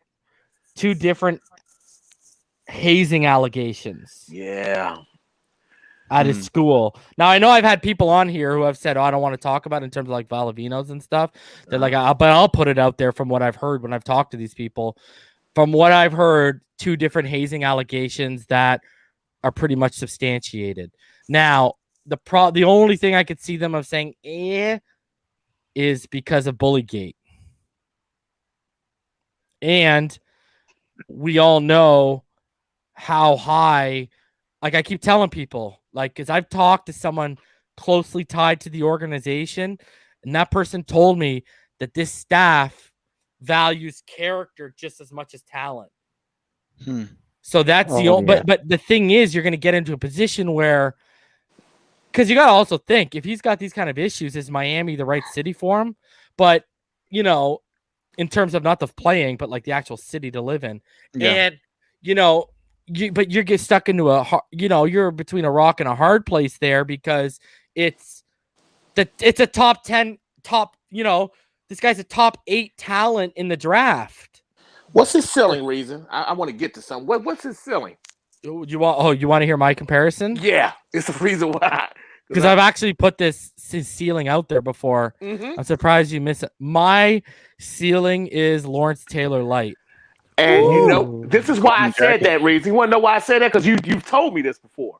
Yeah. I'm saying this to get to this. Lawrence Taylor, we know about his off the field issues. Light. I know. Because I can't say full blown Lawrence Taylor. No, that's arguably. I mean, arguably people have said that could be the best football player ever, and I've watched him play as a kid. I mean, dude was a monster. He was a monster in UNC. He played as a gunner in a kick return. Could you imagine returning a kick with that brick house coming at you? Dude was special. You'll never find another. People would say Ray Lewis is the best linebacker ever. No, you need to watch film. But he's up there. Hey, Ray's up there. Ray's up there. Yeah, Ray's up there. Ray's up there. No question about it. But imagine, Lawrence Taylor was in New York City. But look who he had around him to guide him: Parcells and Bill Belichick. I just have total faith in Flores being able to handle character guys. That's why I think the talent. He'll kick rocks. You'll kick rocks. The talent's going to be too. Yeah, I think the talent would be too high for them to pass up. Imagine that guy rushing the passer, terrorizing Josh Allen for the next 10 years. Dude, he can give you everything that Baker gives you, but one of his strengths is his instincts, which is Jerome Baker. I don't think he even knows what that word means, let alone has them. His read and recognition skills are phenomenal. He's a fucking beast in the run game. Man. He constantly creates pressure and havoc for quarterbacks. And I think, he lined up because, he was an edge in high school. He got converted to linebacker when he came to Penn State, right? So that's where the pass rushing skills and setting the edge comes from, right? But I think he has all the talent in the world where I don't even think it would be that hard of a transition. I think it'll take a year or so, but by the time you transition him to a Mike, he'll kill people, bro. And he wouldn't look so bad because just off raw talent alone, he'll get by for his first year. Yeah, exactly. Just off raw talent. And his instincts, right? Yep. Imagine having a pass rusher teams have to game plan for. We haven't had that.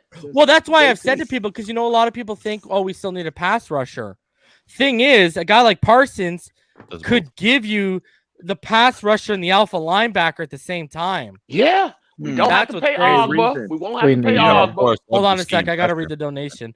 Marino's Goat donates $10. He said Fitz and the Finns agreed they both look elsewhere before deciding to talk about a re-sign, and the Broncos have already spoken with Fitz himself. I mean, good, because I don't want that guy on my team. Good. I'm good. Fitz can start out there. I'll go over this.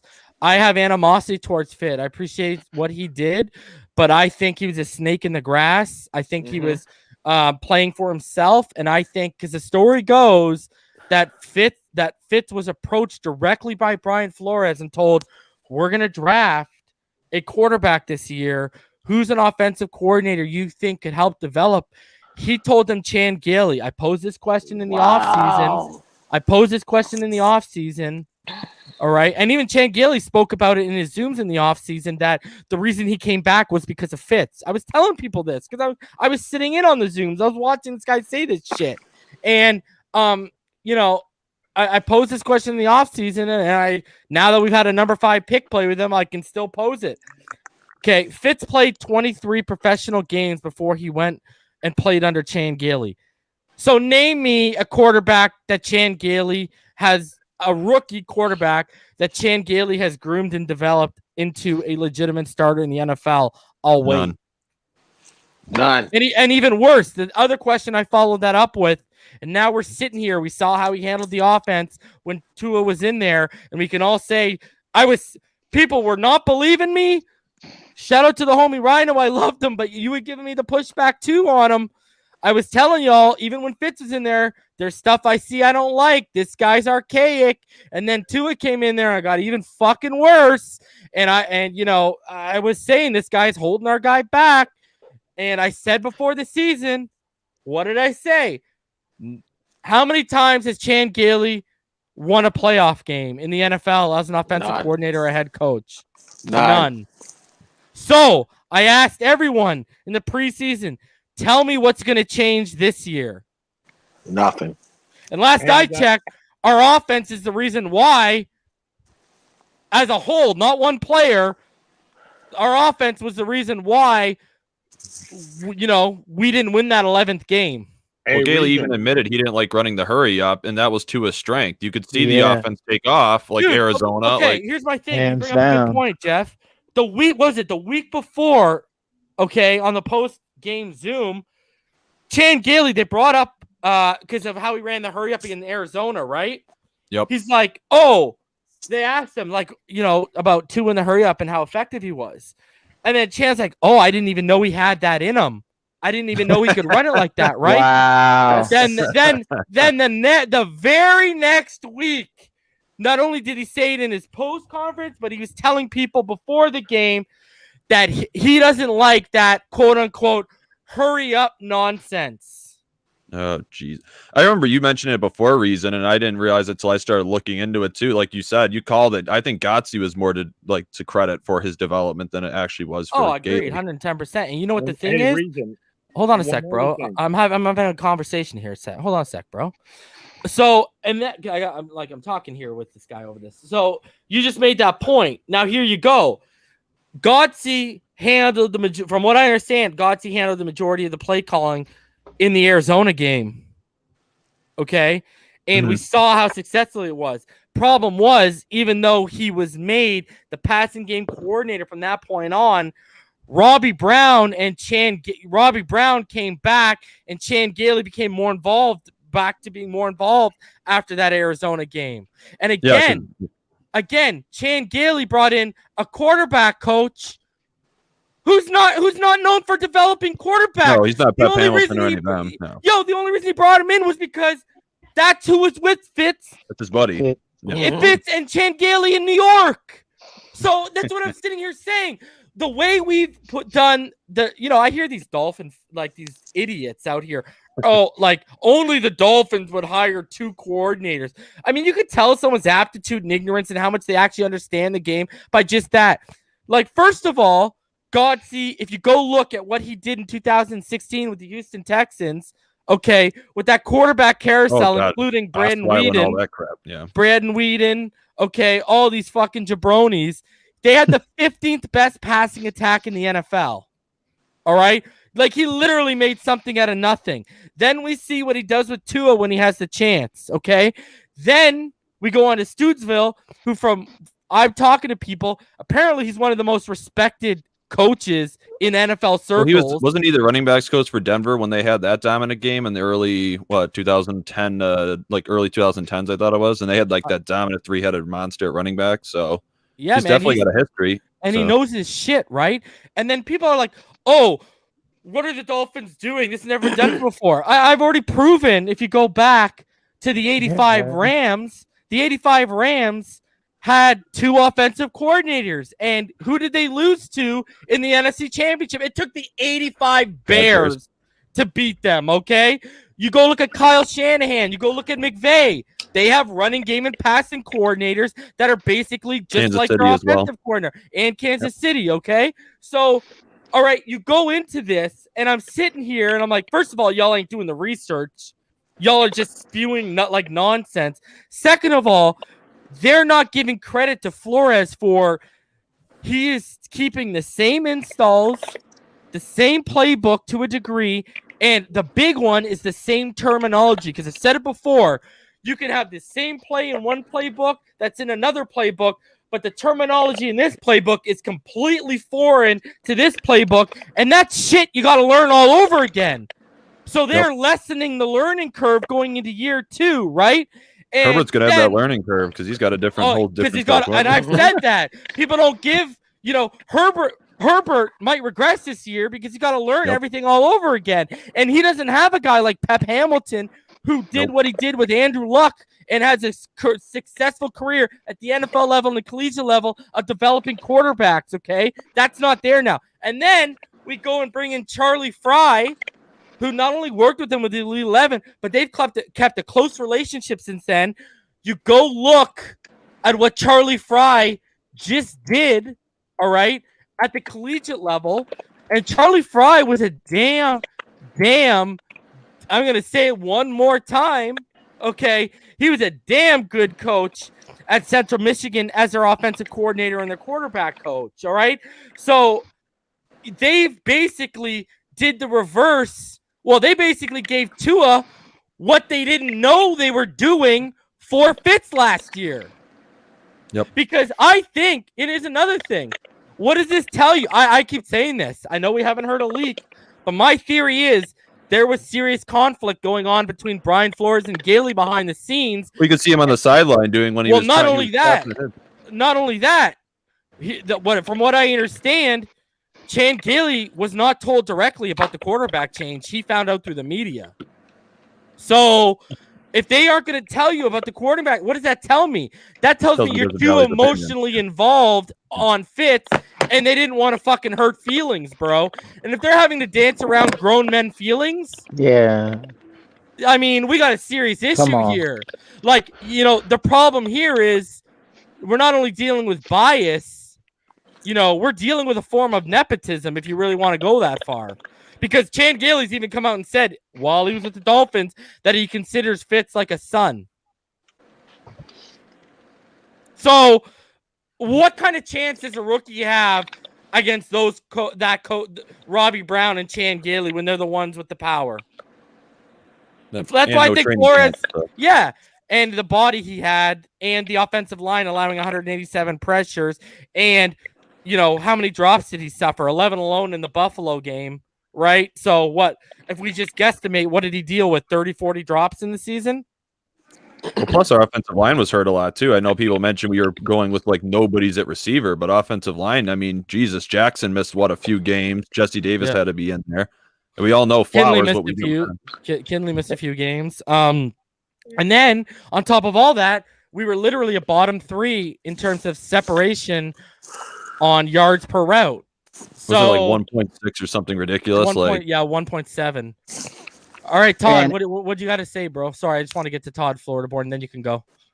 Go, Todd. Yeah, I was just going to say, even when Gailey was in college, best quarterback he ever developed was Pat Johnson, and he was nothing at all. He's never developed it, even when he was coaching at Georgia Tech. Yeah. Florida born, go ahead, buddy. It makes me sick because when people talk all this crap about Tua, and like you said, Reason, you said and you talk about all this shit Tua had to go through, the injury, COVID, and some whack ass offensive coordinator fighting him the whole way, man, and the kid still put up the numbers he did with the O line, with the receiving core, the injury, the offensive coordinator, just all this shit he had to overcome. It's really got me hyped for next season, man. Yeah. Yeah, especially looking at, he's already, I can tell he's already heavier than what he was last year. He's already obviously from the waist up more jacked than he was last year. So yeah, I've been telling y'all, man, like the equalizer's coming to the AFC East, man. So someone's got to pay for this nonsense, bro. Mm-hmm. And they don't even see it coming because I guess they don't think he's gonna develop, which is crazy because I mean the only players who really don't develop are the real trash ones like Chris Sim. But yeah, and what have I said before? I used to say it back in the day on TD's platform, and then I know he started using a little bit, and I've said it on here. He might be humble, he might nod his head, but real G's move in silence like lasagna, bro. And you can tell he's just sitting there, he's nodding his head, he's answering the questions, but privately he's like, "Oh, you wait, I got something for these fools come this season, man. Go ahead and doubt me, man." Hey, Reason. Real shit. Reason want to learn something pretty it's gonna make everybody here feel good. You ready? Chris Sims, right? NBC Sports. They invested in his podcast, right? Unbuttoned. And that podcast, or whatever you want to call that thing, is on NBC Sports channel, right? Mm-hmm. Your videos have more views than him. Yeah. I mean, shout out to you, Chris Sims. If you want some clout on YouTube, I can help you give you that too. Fucking guy. Oh, what a clown, bro. And bro, what's funny is I would say this exact same shit to his face. So, I mean, of course. Let's see where you're at, Chrissy. Let's see how you deal with that. They trying to turn Tua into like the LeBron aspect. How everything, if everything fails, it's his fault. I mean, that's how every quarterback is, but I see they're pushing it a lot more because his name is like a lot larger, so they can use it for clicks, just how they use LeBron's for clicks. Exactly. It's shell for clicks. That's why they're doing it. They propped him up. Everyone was saying he's left-handed Drew Brees before the draft, and then you got Colin Cowherd out there before he even played a snap of, he's small and has no wiggle. Like, what the hell? Like, yeah, Buda Baker can attest to him having wiggle. See, here's my issue with comps, and this is why I don't like doing them, even though I do throw them out sometimes. I've said this before, okay? Like, for the Drew Brees one's a perfect example with Tua. When people were making that, people got to understand that's the ceiling of growth and development if he gets there. The problem is when people make player comps like that, people expect Tua Tagovailoa to be Drew Brees on day one. Good point. Even Drew Brees wasn't Drew Brees that quick. That's just ignorant. Go watch him with the Chargers, right? Like it was some rough goes, and then I keep telling this because a lot of people don't know it. It took him injuring his shoulder. Then he went and worked with Tom House, who also worked with Tom Brady. And Tom House, he perfects mechanics, okay? Throwing mechanics. That's his whole gig. Does it for professional athletes, not just football players. And now Drew Brees has the exact same throwing motion as Hall of Fame pitcher Greg Maddux, who obviously everyone knows he's going to play for the Atlanta Braves and such, right? So, look at me and EM have talked about it before. Why can Drew, even with that dead arm, play till he's 40-something? Why is Brady playing into his 40s? It's all about mechanics. Mechanics are going to outlast a cannon. Just ask Cam Newton. Horrible mechanics, leans back in his throws, his shoulder's dead. He looks like his arm's shot. It's like, yeah, man. You know what I mean? Like mechanics are how you are, because perfected mechanics can act like you're not gonna add like 20 or 30 yards, but you can actually add throwing power. You can actually add distance in terms Correct. of throwing power through mechanics too. Look at Mahomes. He's not the biggest guy, but that dude, he's got probably the strongest arm in the NFL. The ridiculous throws, and he's not huge. And imagine if, like, because his mechanics aren't that great at times. Imagine if he cleaned those up. he would destroy people. It would, like, and he already is. You know what I mean? So, but look at Drew Brees. Sometimes it takes an injury. Tom Brady's just like from here up, he's like ridiculously elite.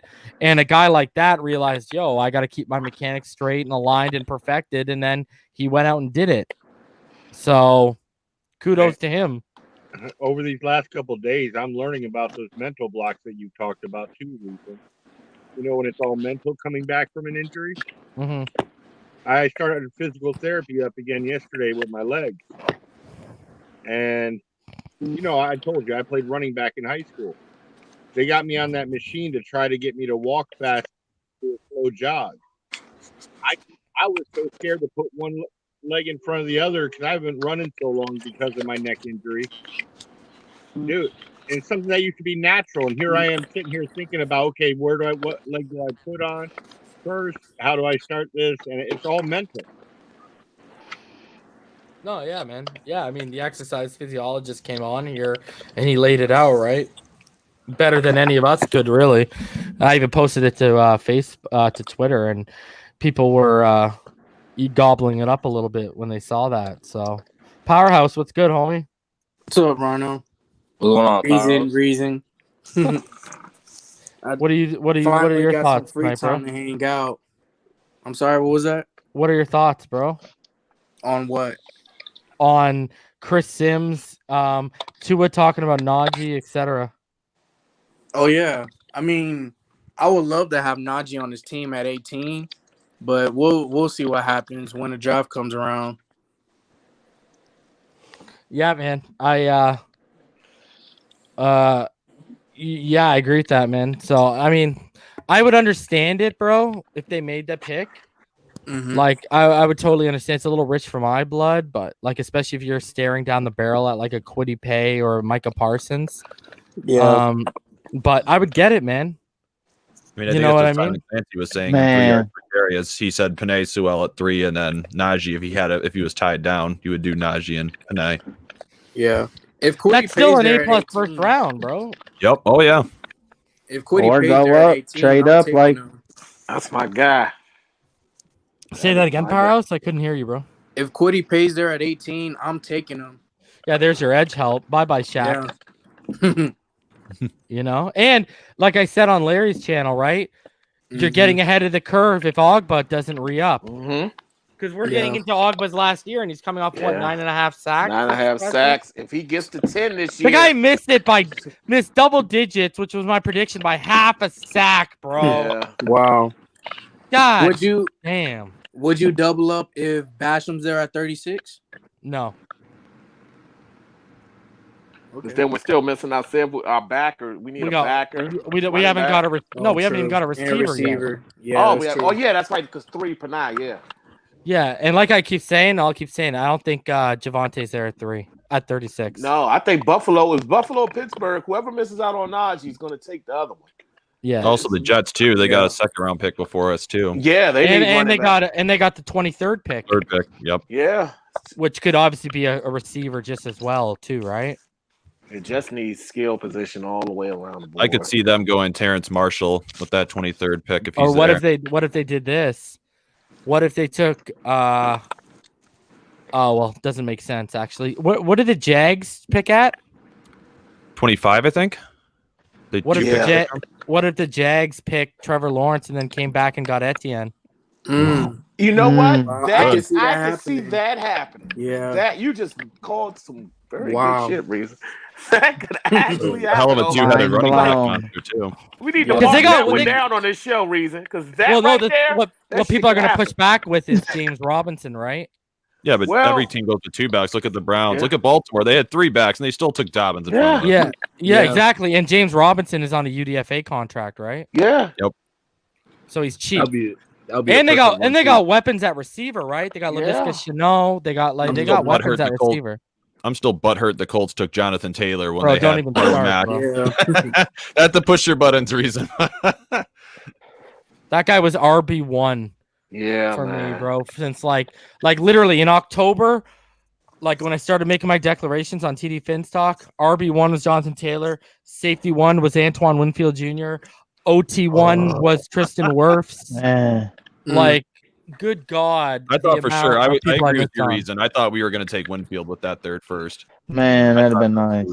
Bro. The only thing I wish you were wrong on was Jackson reason. God, I wish you were wrong on. Yeah, I know. So do I, bro. You had to be right about that, man. Damn, bro, man. Oh, what was even worse was, remember in the first 6 weeks I came on here and I ate crow for my evaluation? I was like, oh, he's doing better than I thought. And then I came back and I was like, you're right. Well, I was right.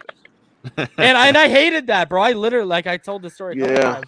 When I had that El Salvador guy in here, he was in the comment section on my Broncos preview. You can go back and see it.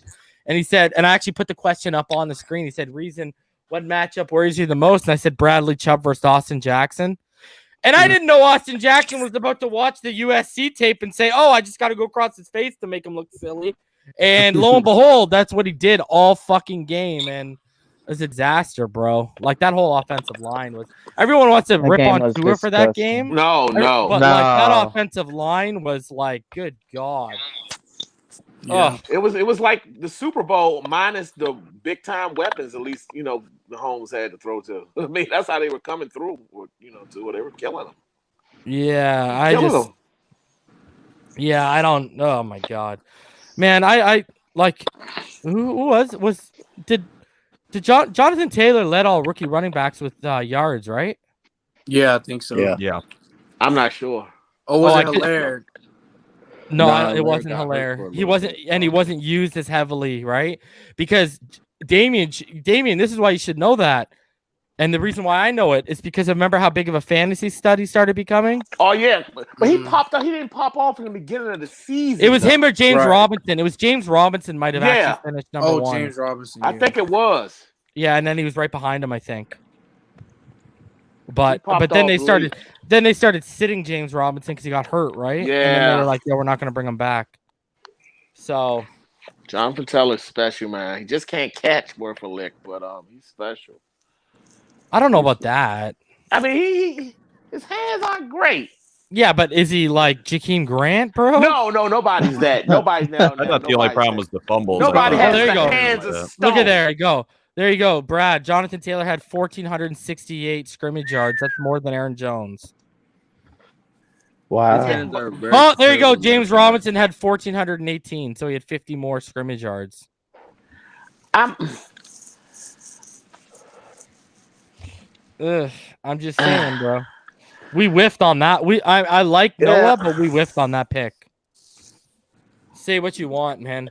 I just think the Noah pick was taken because we could have got Antoine Winfield, bro. Yeah. Are you crazy? I'm trying to make an excuse for Flo. Dude, you're telling me you couldn't got Noah in the set, like, man, you could have got Noah with probably the 70th pick. Let's stop lying to ourselves. Yeah, bro. I'm trying to make an excuse for Flo and Greer, but and still, now with hindsight, I would have still stuck with the Brandon Jones pick.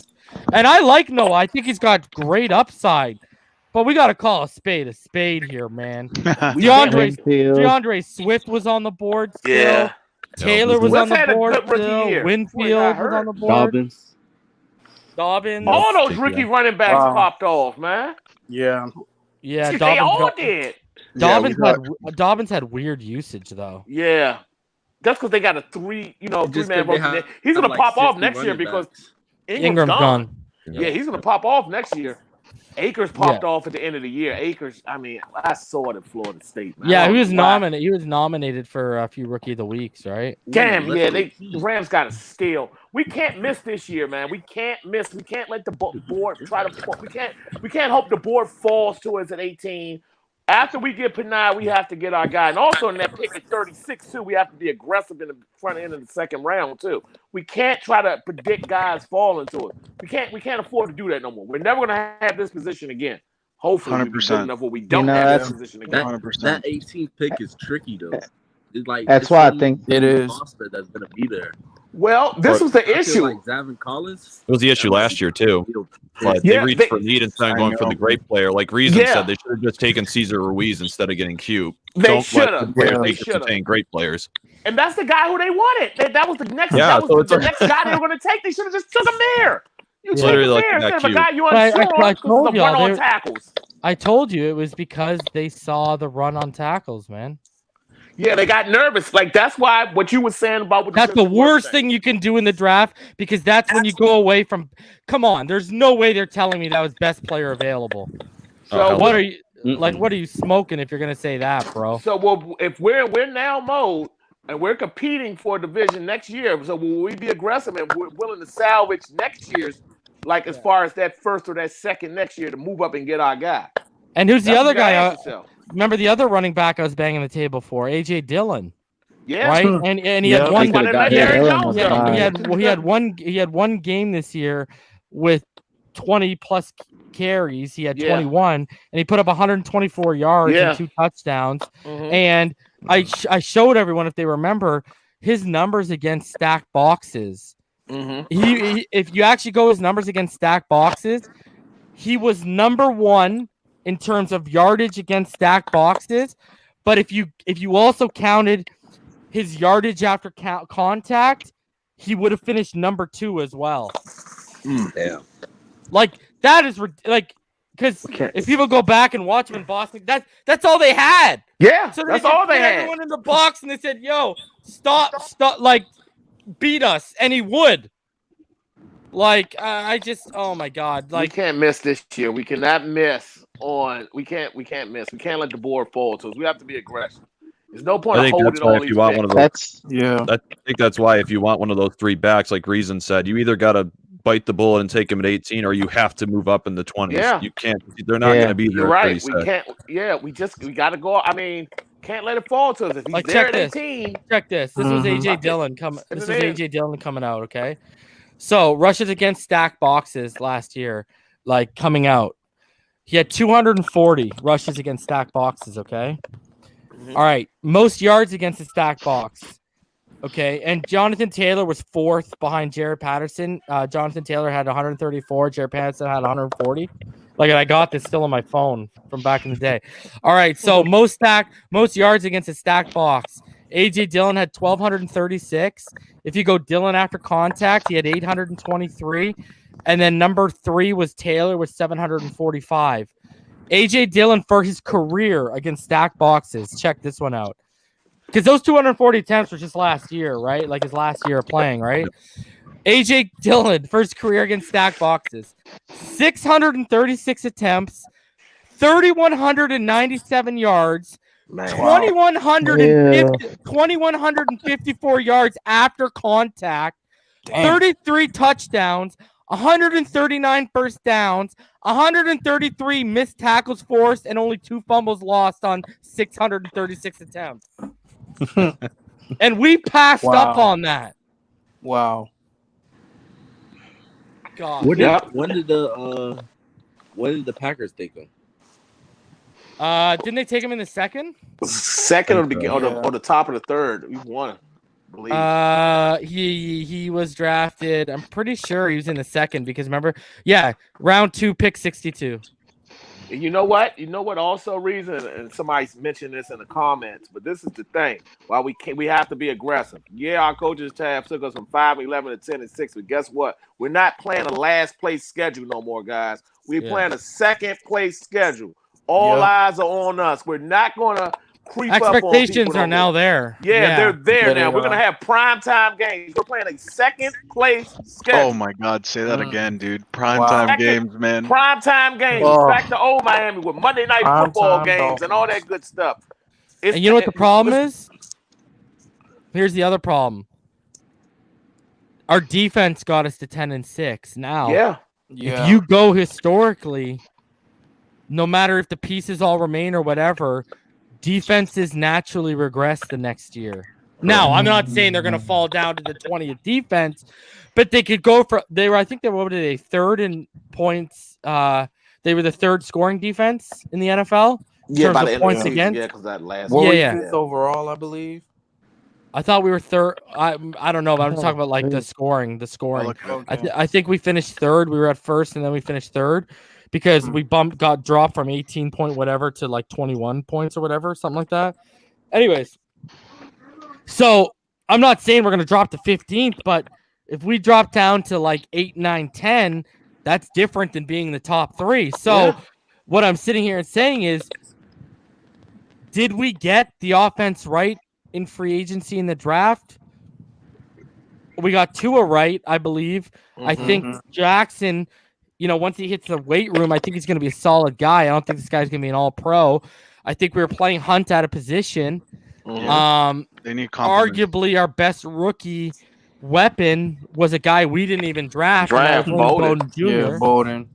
So, yeah, we got a lot of things right on defense in terms of Brandon Jones and Raekwon Davis. And yeah, we got Kinley. We got Kinley. Kinley was the best offensive lineman, in my opinion. You know what I mean? So did we really get and here's where I'm going with this. They're going to have to get the offense right this offseason. Yeah. Because my whole point was you can't go into this year expecting the same results from the defense. A, that's unrealistic, and B, that's not fair to your defense. Exactly. You can't expect a turnover every damn game. It's just you can't. Do you expect think it. Look at what happened to the Jags, man. Do you think we'll know, like, after free agency, if they're going to be aggressive in the draft or not? Like, does that matter? What do you mean? Like, let's say they don't go out and get those top players in free agency. Does that tell us that they're not going to be aggressive in the draft? No. Because the needs are still going to be the needs. Yeah. I think even if we sign a free agent receiver, we're still needing the draft. The only thing free agency will tell you are the positions of need that they're not going to be panicking over because guys are going off the board, or the positions of need they won't have to be aggressive for in the draft. Right. Pyro, what's good, bro? I've been calling it. Pyro. Pyro doing backflips.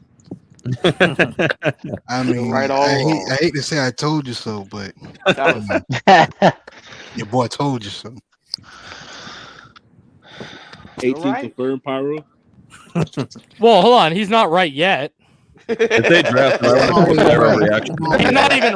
none of us are even right or wrong right now. You got to wait for that one to play out, right? Yeah. Because Tua, if you ask Tua, he'd probably want all of them, right? Yeah. So, Definitely. Yeah, It's he gonna probably be- Honestly, he probably just wanted a freaking wall in front of him. To tell you the truth. Well, yeah, and you can do that with the numbers. I think, but I will say on the record, I think he would want Najee more than Waddle or Smith. Yeah. Yeah. His dream scenario is Najee and his homeboy Penei. That's who he probably. Yeah. That's probably his dream scenario. Well, say that again, Damien. Najee and his homeboy Penei. One more time, I couldn't hear you, man. Can I get it one more time? Najee. There you go. Imagine our running And game. shout out with to Lindsay I at buy center. jersey. Jesus. Oh, bro, dude, hold on. Not even the running game with Lindsay and Penei, and then Hunt kicked into guard. And It'd be like Kinley- IHOP with all the pancakes going out there. All you got to think about is, bro, you know how good of our screen game and RPO game is going to be? Yep. Definitely. We're Like- gonna be And like our running game's going to be so much better. Listen, man, we're gonna be like Moses parting the Red Sea, man. Now, Oh, see, why if you that jack- scenario. This guy's jacking my sayings now, bro. That's the Palm Beach player. You know what? The reason Hey, it's a good saying, man. Hey, that scenario you just painted, with that offensive line, with that run game, with the RPO, then you know what? I would be cool with not even trying to be aggressive as far as getting a wide receiver in the first round. Give me DVP, hopefully stay healthy. Give me Preston healthy. And second round, give me my Rondell Moore. Put him in the slot, and I'm good. I'm good. I'm totally yeah, but here's good the with thing. that. If I can tell you that we come away with Jalen and Rondell Moore. Ooh. Well, I hope so. Reason I just did a mock draft about that and just got it. And actually, it happened. So I hope you trade it up because I don't think Jalen's gonna be there at 18. No, you know what? Honestly, He's not. I would take moving up to get Jalen Waddle over getting Najee Harris at 18. Whoa, but there's a huge drop off with running back talent. Like, Exactly. at least That in this draft. yeah. What after Like, it's only Devontae? like 3-4, and then it's a Yeah, huge drop off. but fixing only his first line, round. I'm fine Yeah. with the running backs we have once we fixed his line. But we need somebody who that said can get a That's 4th and Powerhouse. 1. We need somebody to get a 4th and 1. I'm just being honest. That's See, I'm gonna Powerhouse. tell you You though. said I'm gonna that? tell you though. This is why what Powerhouse is kind of making sense with.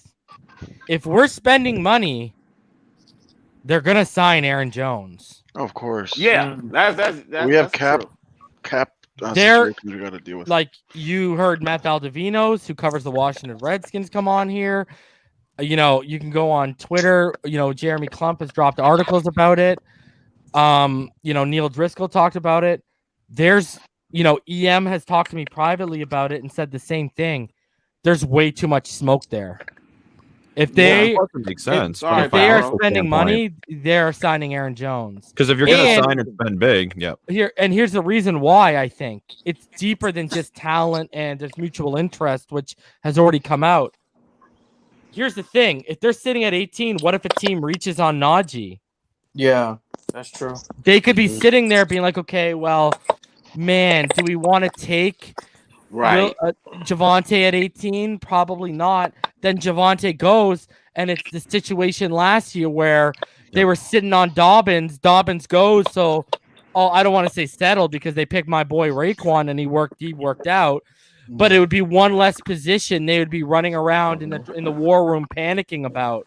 Right. Is So they're this going to position take gonna care of work it in out? free agency. Take care of it. I in think free So agency. reason. So you don't have to worry And about this because that, you know what, I love Trey Sermon.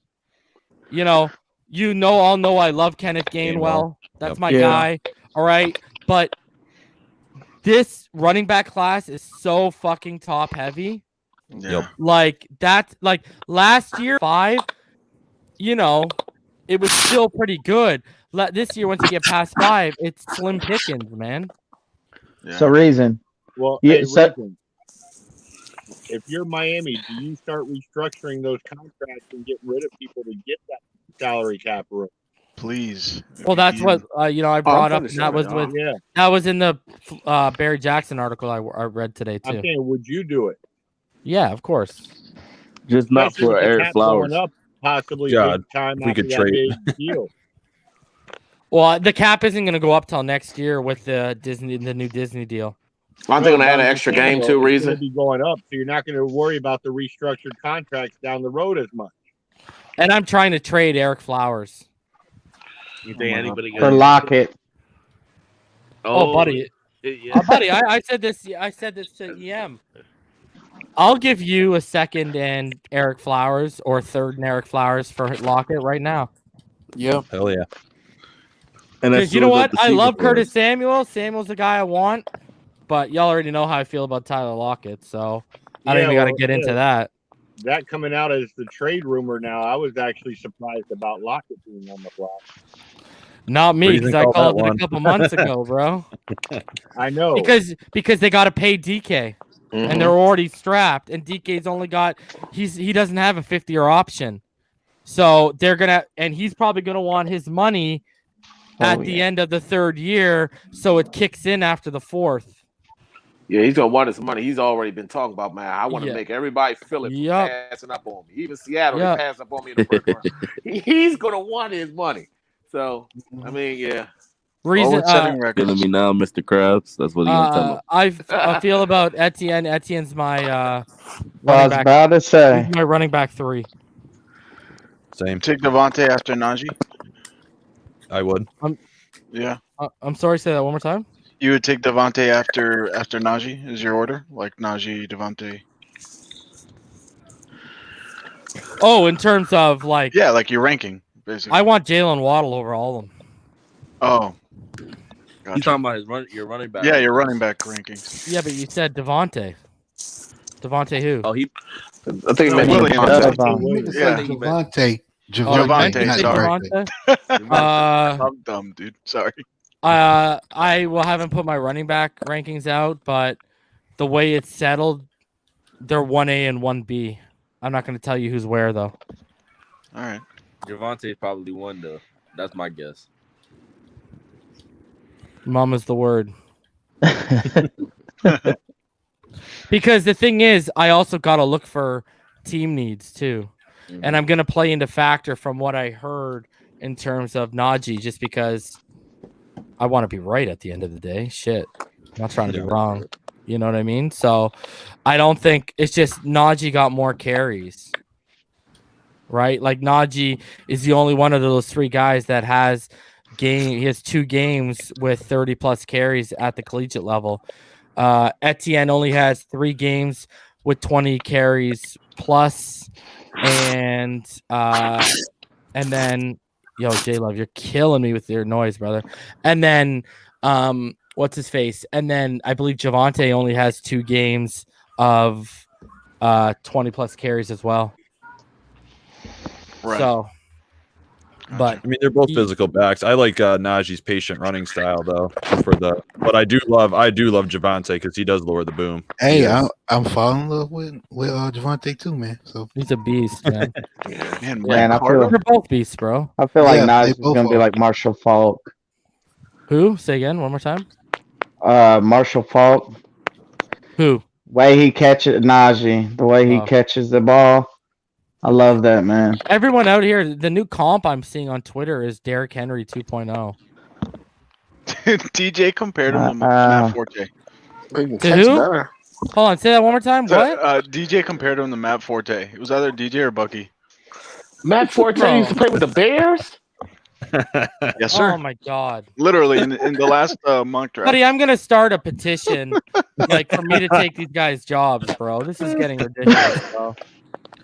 Matt Forte from Tulane. Matt Forte. That Matt Forte. Ridiculous, bro. Didn't Forte fizzle out after what was it, 5-6 years? Yeah, he had a hell of a when he first went to the 2 to Jets. 3. Yeah, and then he went to the Jets and fizzled everybody out, goes to the Jets and die. No, everybody goes to the Jets and die. Hey, poor Bell. Poor Bell, man. Yeah, Bell. Poor Bell. Yeah. Oh. Honestly, I haven't heard his name thrown around at all. Who? The Le'Veon. He only signed a 1-year deal with the Chiefs. Yeah, I don't think they're gonna give him another shot over here. And this is all I gotta say about Daniel Jeremiah. Okay. Shoot. Yeah, he was on that Drew Lock train. And hey, I like Drew Lock a lot. I didn't say that nonsense, bro. This guy is crazy, dude. It's crazy how the media today is so against this team. It's crazy. Bro.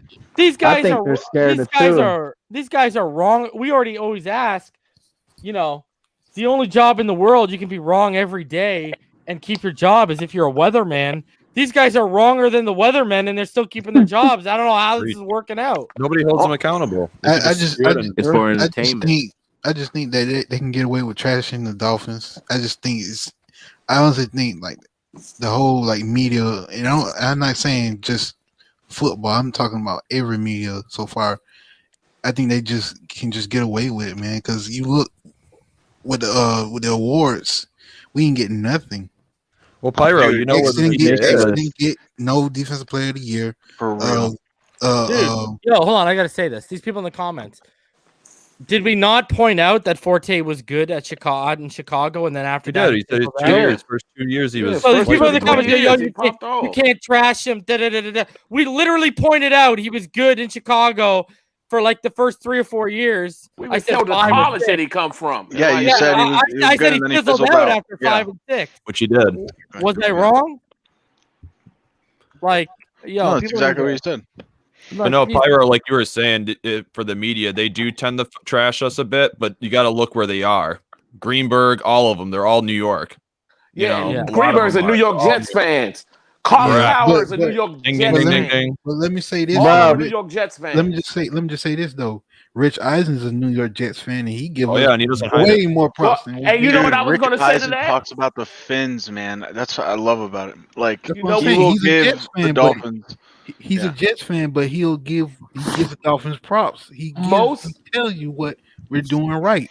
Most of the competent journalists, the Rich Eisens, the Dan Orlowski, and what's the guy named who used to be a GM, played for the Cleveland Browns and the Raiders back in the day in the secondary, on ESPN. Rex Ryan? No. I don't know. I'm just The throwing GM, names. Reason know who I'm talking about. Very high football IQ. Played for the Raiders. Played for the Cleveland Browns. And Talking about Louis Riddick. Louis Riddick, exactly. All the okay. competent journalists who knows the game of football, they never trash the Dolphins. They give their honest opinion, and it lines up with facts and statistics. But you have these guys that want clicks, or they shock jock value, going to throw out BS hot takes because they're BS takes. And they're trash the Dolphins, and most of them are Jets fans. But you have some like Rich Eisen, who's a Jets fan, who can decipher it too. Like, look at this mock draft that they did. Oh, it was terrible. It's horrible. Yeah. Yeah, they always got it. Worse than the NFL. They always have a Okay, so I'm not Lawrence, even mad at Chase. I'm looking at Penei. That's Lawrence, what I'm looking at. Lawrence, Wow. Lawrence makes sense. Pitts will never go number 2. They're crazy if they think we're taking a receiver at 3. I don't care what name you want to put there. Micah is not going at 4 because of his concerns. Yep. I could see them going tackle here, but if Penei's on the board, it's going to be Penei. This makes sense. Yep. Okay. Yeah. Zach Wilson falling to 7 past the Eagles. Oh, what are you smoking? Okay, that makes sense if he falls. That makes sense. I don't think they're going to go back-to-back corners after taking Diggs in that last year.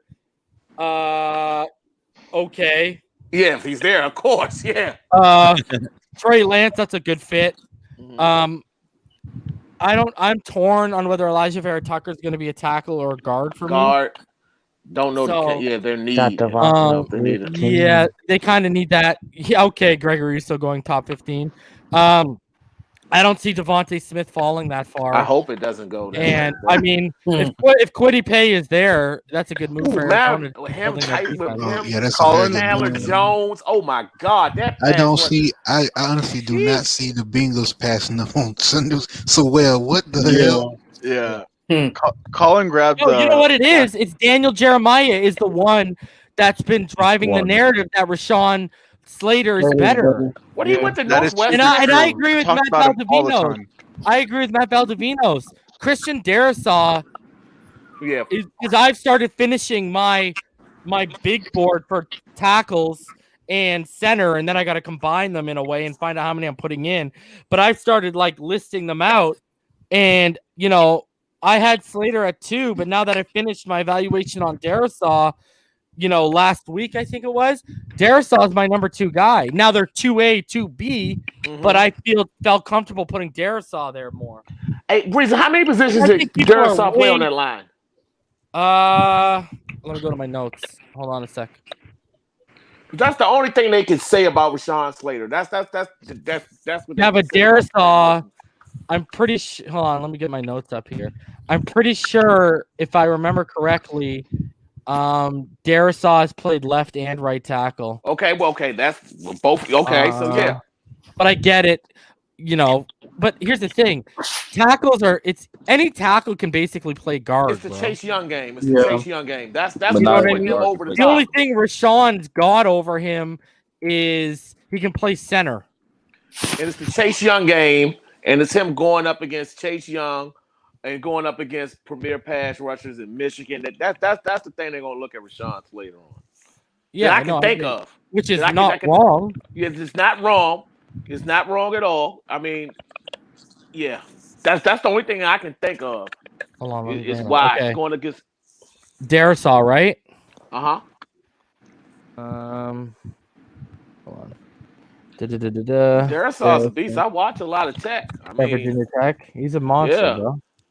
Okay, so Darrisaw, he had some snaps at left guard, some snaps at left tackle, and he had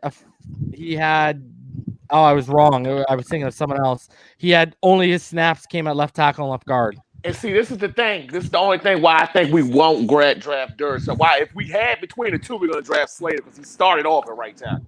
His first 2 years, Slater played right tackle at a high level. Yeah, because what's his face was there. What the hell was the left tackle's name that was there? Yeah. I know exactly what you're talking about. What the hell was his name, bro? Oh, that slips my mind, bro. Oh, and me and Valdivino talked about him too. Yeah, at Northwestern's offense, and this has been for a while. They're a run-based offense. they have maulers on the line, you know. And Slater playing at right tackle. He was solid at right tackle too. He was solid at right tackle. That's the only issue. And I would say if between the two, with gun to my head, I would take Slater over Durasaw because he's played at a high level at right tackle. Reason in you the can group, say that was his natural position. hearing all you guys, because I haven't seen him. Honestly, I've been seeing him move up the boards, but I honestly haven't watched a snap of his film. Reason, what do you think on Sam Cosmi? I love him, bro. Texas. Love him because I've heard him and he's moving up the board, but I wanted your guys' thoughts because I honestly haven't watched anything on him at all. Yeah. So I was actually going to hit up Damien for a sec. If you actually go by Damien, because I'm in my notes here, Slater actually, you know, everyone says he played left guard, center, and right guard, but that was all at high school from what I found out. Mm-hmm. His only snaps came at left tackle and right tackle in college. Right. And he started off at right? Yeah. Uh-huh. Yeah. So, and he played like over 1,000 snaps that year at right tackle. So that's. I mean, I want Penei. So the point of us with Slater or Dershaw, no. Yeah. But between those two, yeah, you know, our fit for us would be probably Slater. So who playing right tackle? Who asked me about Cosmi? Oh, it was me. Sorry, because I just saw him. So, dude, I'm super high on Cosmi, man, and people know this. That's a good guy, man. You know, I think he's a great athlete, bro. You know, I think he always keeps the leg churning. He's got great drive. You know, his hips are pretty fluid. His hip flexibility is very, very good. You know what I mean? And you know, he basically comes from a pass-heavy offense too, right? And the other thing, you know, the thing that I would say too is he's another guy. In his first year, he had over 1,000 snaps at right tackle. So and then the last 2 years, he's been at left tackle. So I love Sam Cosmi, man. I think he gets slept on hard. I've been high on him for like since the off season, right? I was even telling Esteban, the Texas fan, how much I loved him. I've been wanting to watch him, but I just wanted, because I've been seeing him move up, and I've been meaning to take a look at him because I know like he's like in that next tier. It seems like on a lot of boards. Yeah, I would just say he needs to pick. You know, he's super athletic, but he has to clean up his footwork a little bit. I think, you know, his hand placement can use a little bit of work. Basically, his fundamentals and technique need to be cleaned up a little bit. But he's a solid guy. He's a solid player, man. Definitely. What? I think I have him at 4. So nice. Seems like a deep tackle class. Right behind Dershaw. Right behind. Yeah, I have Elijah Vera Tucker. He didn't make my top 4 because I don't know whether he's going to convert to guard or not. I think he is. I think he is. I think he's inside. I think he is. I think he is. I think you nailed it spot on with Cosmi. Because then you can go to maybe Eichenberg or the kid out of Michigan as being the 5th tackle. Yeah, Mayfield. I think. I think you either one of them. Those are interchangeable. You can go through for the 5th tackle. Yeah. And then I still don't have no love for Alex Leatherwood. I would drop even for I would take Walker Little over. I just don't have no love for Leatherwood at all. And a name that I'm seeing, a guy who I'm seeing pop up a lot in like on Twitter and stuff, and I dove into his tape a couple weeks ago because even I was sleeping on him, was Tevin Jenkins from Oklahoma State. Yep. Yeah, and he's a beast too, bro. Like the tackle class is pretty fucking good this year, man. You know what I wish though, Reason? And I know this is crazy and it might be a little bit off subject. I wish that we could just build the trenches and get the wide receivers and sacrifice waiting the next year for a running back. Because I think the best running back, is still in college. And I think he's eligible next year. You know what I'm talking about, Reason. This is my guy. I've been talking about him for the longest. Mr. Breece Hall. I think he's better than Najee. I think he's better than Javonte Williams. I think he's better than Travis Etienne. I think he's going to win the Heisman next year. Look up Breece Hall, y'all. Breece Hall is an animal. You should know who I'm talking about. Why do you? I don't know. You have like a love affair for Ohio State. Iowa State. No. I think him, Charlie Kohler. I think those two right there, man. Man, I'm so sad because I expected so much from Brock Purdy. Yeah, he had the weapons. God, because he has a big stud receiver too. And Well, I expected him to take that leap, and he didn't. well, yeah. Well, it's like getting back to what you're saying, reason with Fields. You fell in just big expect games. that leap, and if they don't develop, and Yeah. they just plateau up. He crumbled in big game. Big game, he crumbled. He crumbled in big games. But Yeah, no, Damien, sure. I think we are going to try to build the line like Reason's saying. I think that's the plan. Mhm. That's why I think you should go after center. Like Reason said, you could come away with this draft with an elite offensive line, be elite at something after this draft. I agree. I'm all in with y'all, man. I'm all in. dude. Let's draft the Yeah, big the line. uglies, man. Let's draft the big Line's uglies. the foundation. And we would have depth. Mayfield is so young, and he had to go up against like From Michigan? crazy talent. Yeah, From Michigan? Yeah. Yeah. The second round, I he don't lined have up a against problem. Chase. Yeah. In the second round, I don't have a problem. I want Penei, but if something crazy happens, talking about with the Jets Mayfield? getting him, yeah. Yeah, Mayfield. Yeah, I've heard that guy might go in like the 20s. Yeah. And Gross I think it was Matos Green too. Bay, I think, or somebody was saying. Had a block Yeah. against him. Jason Chicago. Owe. It's guys. It's just Penei is so. It's him, and then it's a drop. It's a drop off. That's the only difference. That's the only difference. Yeah, you It's got not to like tier it, last year. right? You got to It's not tier like it. last year. Nope. Where you had Yeah, if Penei's in tier 1, no one else is in tier 1. That's your problem. yeah, that's the difference. Yep. Then tier 2 is, I would put Slater, Darisaw, Cosme, and then you get into tier 3.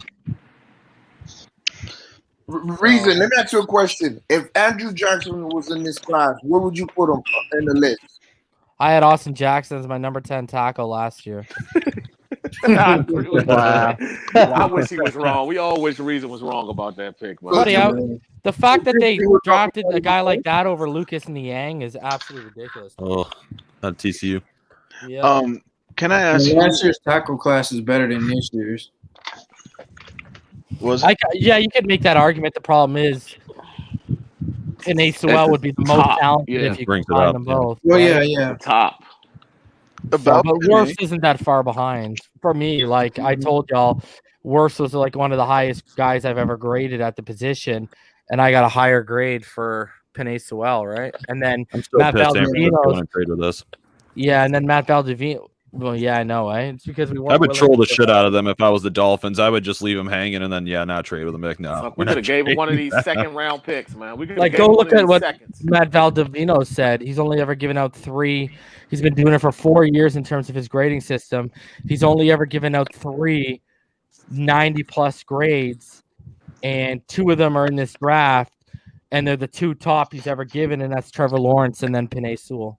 And that's a guy, and Matt Valdivino was a highly touted recruit on the offensive line, and then he tore up his knee. That's crazy. See if we'd have got He had Tristan Wirfs. He had offers from Texas A&M, etc., and then he tore up his knee. Then we could have been getting Penei. God knows. Can I ask you guys something about Penei? Like, all right, as a noob and student, I guess, of those that know more, what is really why is Penei so what is he showing that really makes you think like, wow, this guy's gonna get a golden jacket, or he's like really so crazy good compared to like Darashaw, Slater, Mayfield, because when I look at size, I'm looking at a list right now, they're all comparable. 6'4", 6'5", 320s. He's 6'6", 330. And he's fast as hell. Yeah, it's that combination of power and athleticism and mean streak, and he does it in both. Yeah, and he does it in both areas of blocking, run and pass. Yeah, but you know what the problem is too? The thing is, you have to nitpick, find a weakness for him. You don't have to nitpick for all these other guys. He doesn't have, I've heard people try to say, oh, pass pro. Well, last I checked, screen is part of pass pro. Yeah. And he's arguably one of the best. Perfect example. If I posted some clips. If you go watch that Washington game, the guy was picking up stunts. He would pancake the first guy, then drive the other guy just out wide. if you go against and you go watch him against Derek Brown, right? Who was picked number 8 overall, and Marlon Davidson went in the second round. Okay, he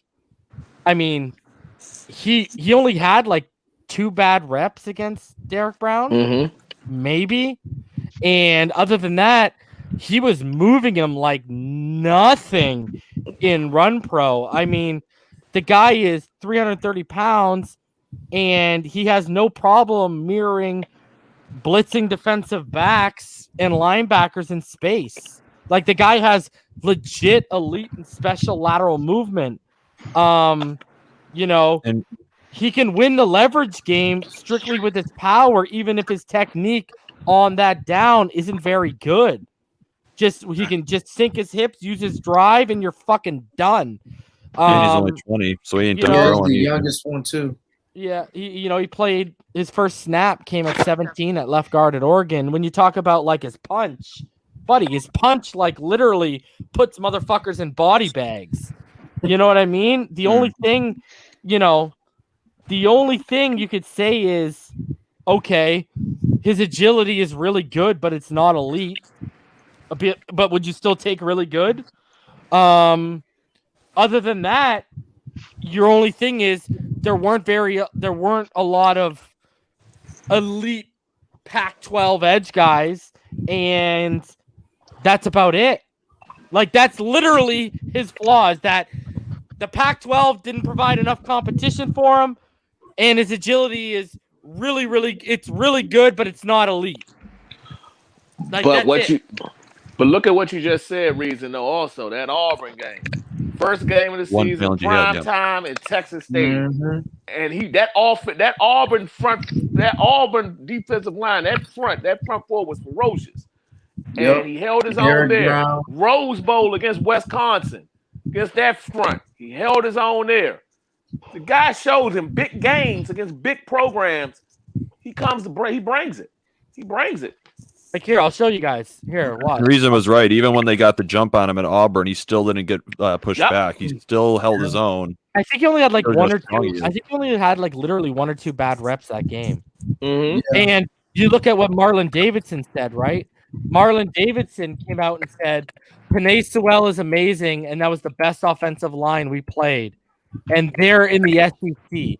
And last I checked, Penei's the only first-round draft pick on that Oregon line. Shane Lemieux, Throckmorton, what's his face? Who's the center there? What the hell is his name? Oh, man, I forget his name. But the center who got drafted last year, they were all like third-round picks and beyond. And for a guy to come away and say that was the best offensive line I played, and Penei Sewell is quote-unquote amazing, who do you think he's really talking about? Right. You know what I mean? And someone asked me to show him picking up a stunt. I'm going to show you all right now. Just let me get to it. Sure. I'll show you the Auburn clip because I got to get out of here. So I'll show you guys this stuff, and then I'll go through final thoughts. Let me bring it up. Because I've been trolling people on Twitter because some of these people on Twitter, like, it's a new guy every day for them that they want us to draft. Well, I'm dug in. If we take Penei Sewell, Dolphins Twitter is going to go wild for me, bro. So just for my brand alone, this would be a big win. It's going to happen. It better fucking happen when you see what Simon Clancy said on 3 yards per carry, right? That he talked to someone that will be involved, right? With the pick. And what did they say? That Penei Sewell, they will be significant table banging for Penei Sewell. So, okay, so here's one of his reps against what's his face? Against Derek Brown. Auburn. Okay. No, this is specifically against Derek Brown. That's why I was saying it. So, okay, watch. And obviously, so y'all know where Penei is. He's the left tackle. And that's Derek Brown, if people didn't know. Look at that. Just moves him out of the way. One arm, bro. One more time. Look at this. Look at him. And he tried to go wide on him. Look at that. Pre-snap, he's like, let me widen out a bit. Hey, just one arm. Year, right? No, this Nah, was this last is year, year before last. sophomore. Oh, last year. Every Yeah, time I see Sewell, he's always taking out two guys. I don't know, man. He's just Okay. too good. And then watch this clip. Someone asked about in the comments about stunts because they said, and he's right. They like to throw stunts at rookies early on. I mean, Robert Hunt couldn't pick up a stunt, if it was sitting at a bar drinking and half in the bag, bro. You know what I mean? So, and showing its cleavage off. All right. So, and I even said it in this caption. All right. So this is elite stuff, man. So, and these are from me. So these will probably be in his highlight clip. When I make it. So I said the only move the Dolphins should make at 3, the man who can pick up stunts unlike Jackson and Hunt. And watch this. Watch this. Okay, so this is Shane Lemieux. All right. So Shane Lemieux is going to take the defensive tackle, and then the linebacker is going to loop. All right. And he's going to hit the looping linebacker. He's going to pancake the looping linebacker, and then he's going to handle the edge. Watch. Okay, loop. Oh, sorry. He handles the edge and then the looper. My bad. I just got it wrong. But, I mean, I got the same thing right. He pancakes the edge, and then he just pushes the looper out, right? So I just forgot which one he pancaked. So there you go. Boom. And look at, what's his face? I think that's not Verdell. It's the other guy. Or no, it is Verdell. My bad. That's CJ Verdell. It is 33. So look at Verdell's looking for something to do. Look at that. Verdell's literally looking for something to do. And Penei's like, yo, youngin, I got this. Picks up him, then takes. Look at that, man. And look at the footwork and how quick. I heard someone saying he should go to guard because their lateral movement worries him. What the fuck are you talking about? Stupid dudes with hot takes. Meanwhile, you got Robert Hunt. I don't know who's blocked. I mean, let's highlight another reason why people had red flags on Herbert. Look at the throw here. Oh, yeah, that's what I was going to say. He missed it. Yeah. Look at that. What the hell is that, bro? Like, and a clean pocket. Look at that pocket. How clean it is. Pocket. Yeah, bro, people are literally picking themselves off the ground because of Penei Sewell. You know what I mean? Like, so, yeah, he's got no problem picking up stunts. His lateral movement is ridiculous, man. Like, I'm so excited to put my notes together for that evaluation because it doesn't matter what position on the offensive line I blend. We all know who number 1 is. I can't wait to see his brother progress. Buddy, his brother was a beast in year 1. Man. Too, right? Yeah. Sewell brothers for the Dolphins. Yeah, that's huge. He's gonna be a beast, bro.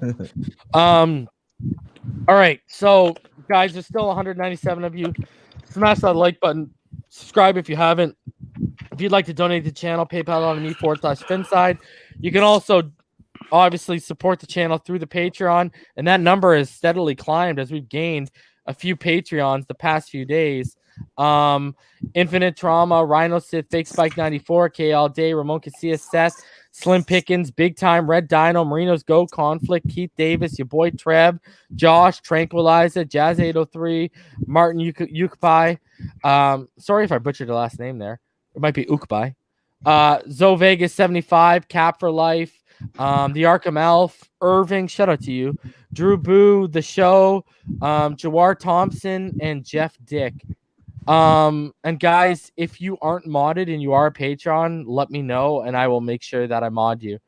Patchvibes.com, use code FINSIDE for 20% off of your purchase. That's store wide. And of course, grab official Finside the NFL merch, teespring.com/stores/Finside the NFL. All right, let's go with final thoughts. Let's start with you, Damien. Well, first of all, well, Rhino, can you tell, is he modded? Anyways, go ahead, Damien. Great show as always, Reezy. Great show. And also I'm just hoping that we be aggressive in free agency, aggressive in the draft. Let's get the O-line taken care of first. As far as in free agency, if we're gonna go get Lindsey, let's go get Lindsey. But at number 3, Penei Sewell, barring the Jets ruin our hopes. But besides that, take Penei and let's be aggressive for everything else. Let's shore up this O-line, sky's the limit, Super Bowl championship, hopefully in the next 2 to 3 years. Fans up. Agreed, man. Mike, let's hear your final thoughts, buddy. Hey, man. Yeah, great show as always.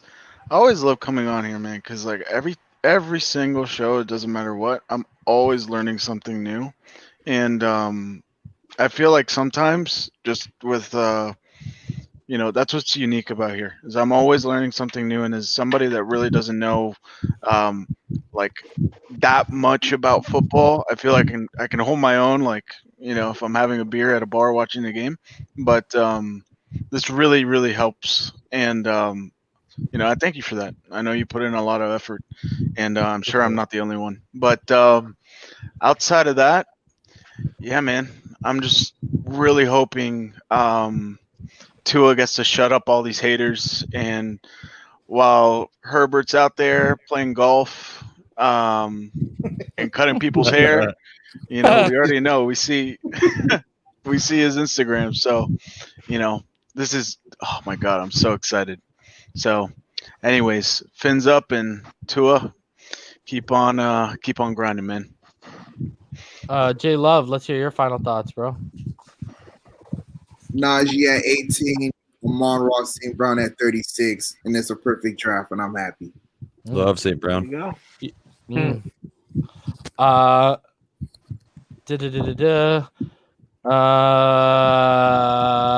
Yeah, I'm just thinking about taking St. Brown on Rondell Moore, and I'm like, Florida-born, Kentucky-grown. But hey, Rondell Moore might go in the first, from what I'm hearing. You don't forget about Tony though.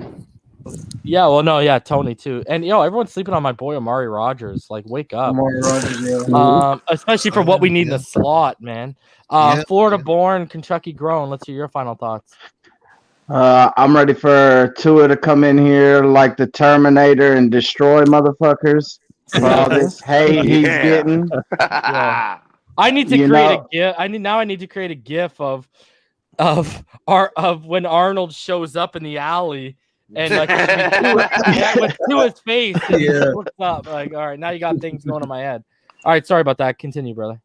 But like you said, man. First, I want to say thank you, dude, because before the first time I watched, I was really doubting Tua a little bit. I liked him, but the Bills game had me in my feelings.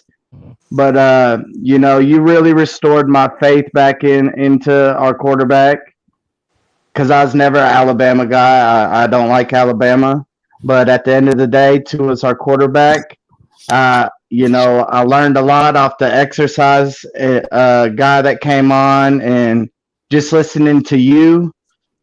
But yeah, pretty much, I just want us to solidify this line, and for him to wreck people for all this hate he gets. I've never seen a rookie quarterback get so much hate, and I can't stand it. Agreed, man. Yeah. Fins up. Jeff, let's hear your final thoughts, brother. All right. This is my first time ever coming on and actually talking. I've been a long time lurker, and I just got to thank all of you guys for being so welcoming. And I've learned so much from you, Reason, from hearing it. Like, it's actually inspired me to look at all 22s, and actually you just see so much more of the game. And you're right. You push us to form our own opinions, and it's not like you're calling us out to discourage us, but rather encourage us to actually do the work. Yeah. And like you said, you just come away with such a stronger opinion. I thank you for it. My final take is I'm free agency, when people are scoffing at the idea of signing Lindsley or signing Aaron Jones, something to remember for everybody is you always want to draft premier positions early and pay for guys that don't cost as much. Like, for example, when you have to pay Lindsley, what's he going to cost? 11, 12 million? Mm-hmm. What's it going to cost to sign Motem? I'm probably butchering his last name. What? 18 million? A premier tackle is going to cost twice as much. Same with the running back. You pay a premier running back, he's going to go for 12 million, 11 million. You're going to pay, wide receiver 18 to 20 they're looking at. So invest early in those first rounds, and I think that's what Dolphins are trying to do, and then pay the other guys, because it's not going to cost you as much. Agreed.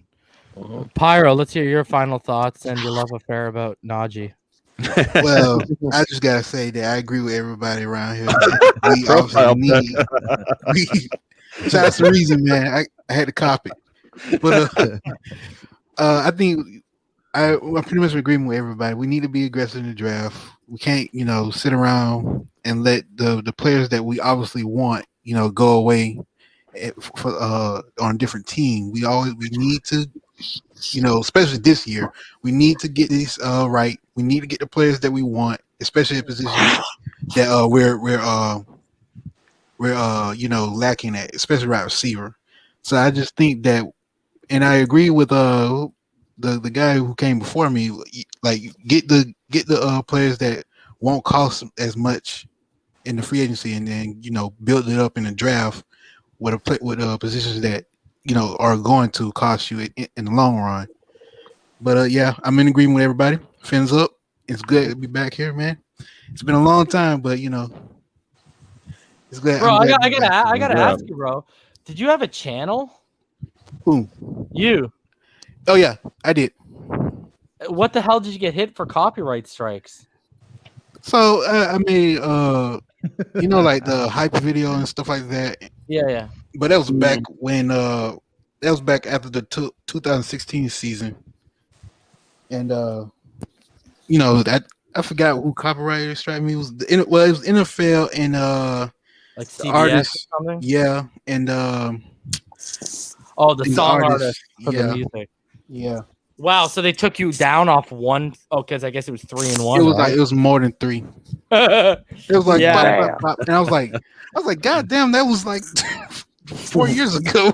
Yeah, they don't mess around, bro. That's why, like, not mess around. It's also like beneficial to use, bro. Like, because if you go back to that, top 25 players you should watch. I used some broadcast in the highlights of the when I got into the top 5 or whatever, or top 10 or whatever the hell it was. Like, I used like broadcast footage, and I even made sure the logo or nothing was in it, and they still fucking hit me. Wow. I made sure there was nothing in there, and they got me, bro. I was like, wow. So yeah, I feel you, man. Power and that had like 4,000 or 5,000 views. I'm like, y'all are gonna demonetize me, you fucking clowns. Anyways, Powerhouse, it's you, buddy. Yeah, it was another great show. Can I make a bold prediction for free agency and draft real quick? Ahead.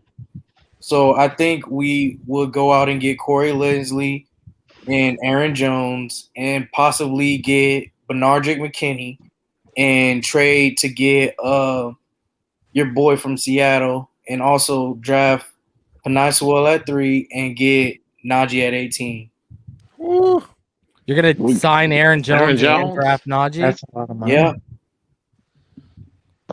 Yeah. 1-2 punch. You might want. You'll be backpedaling on that prediction if they sign Aaron Jones.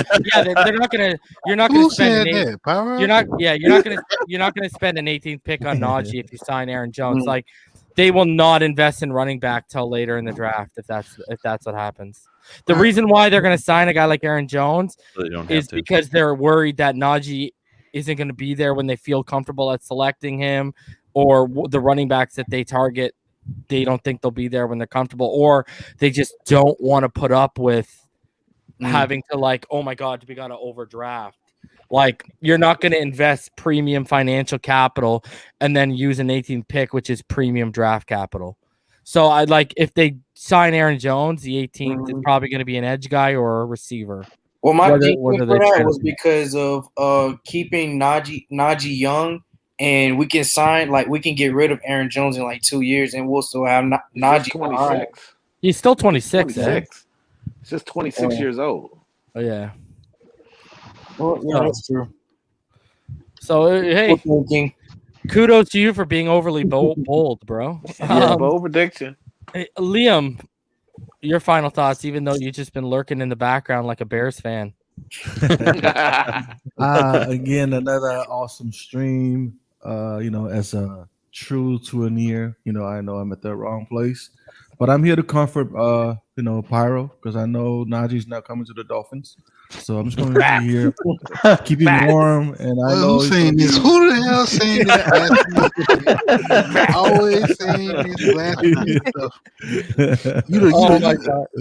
Y'all are gonna get it so hard if we draft Najee. It's gonna be hilarious, bro. I'm just waiting for free agency so we can. Pyro's gonna be out here. Pyro's gonna be out here with his YouTube chopper, bro, just taking. He's gonna be dunking on all of us. Hey, reason my plan B is my fallback plan is Javonte Williams. So Yeah. That's my fallback plan. But the Bears will be lucky to get Najee Harris. Just tell you right now. I'm not saying we're getting him. I'm just saying for your sake, as a diehard. I know, like I said, that orange. That's the link between me and the Dolphins. So I'll keep you comfort. I'll comfort you. You guys still need a quarterback. Hey, that's why like scouts and analysts who actually care and know what they're talking about, they always tell people don't get locked in or tied or attached to names because you don't know how the board's going to fall. The only reason I'm Penei's the only one I'm so attached for, and that's because we're sitting at 3. So it's like actually realistic. You know what I mean? Like you don't know how the board's going to fall. That's why because naturally, if you get that invested in a player, you're going to be heartbroken if you don't get that player when we could end up having a solid draft. And I'm not just talking about Najee. I'm talking about like other players too. Like I'm sure there's people that are locked in on Jamar Chase, whatever. Like if you don't get those guys, you feel like heartbroken in a way, even if you know we have a good draft. And someone asked me, what do I think about Ramondre Stevenson? He just missed out on my top 10. So I got him in I put him in like the 11 to 13 range. So like you said, teams don't think that way either. They have their board, like you said. It's just like a fantasy draft when you're doing it. They're not, if they're keyed in on one player, they trade up and take the guy. Like they usually have a select set of guys they're looking at. Yeah, exactly. Like I tell people, like that's you can't create your board vertically. You actually have to take horizontally. Like 3, 18, 36, and you gotta go horizontally with guys you'd feel comfortable taking at that. The problem when you get to 3 is there's probably not many guys you're comfortable taking at that spot. Correct. Yep. Right. So that's unless you're looking for a quarterback, right? Mm-hmm. So, all right, guys. I will be back on Monday night. Then on Wednesday, Dolph Freaky will be back. And then I'm working on something else. So I'll have stuff lined up. And then my next big board, I've pretty much locked it in. I'm probably going to do linebackers. So linebackers will be coming either next week or the week after. I will not be doing running backs until after I see free agency fall. And then I'll be doing zero tech nose tackles at some point. And then, which I'm like the least excited to put that one together, but whatever. Yep. And then I'll be figuring out my offensive line because, hey, if we sign a center in free agency like Lindsley or whatever, then I don't have to include centers and I can just do a straight tackle board. Would you do a defensive back board?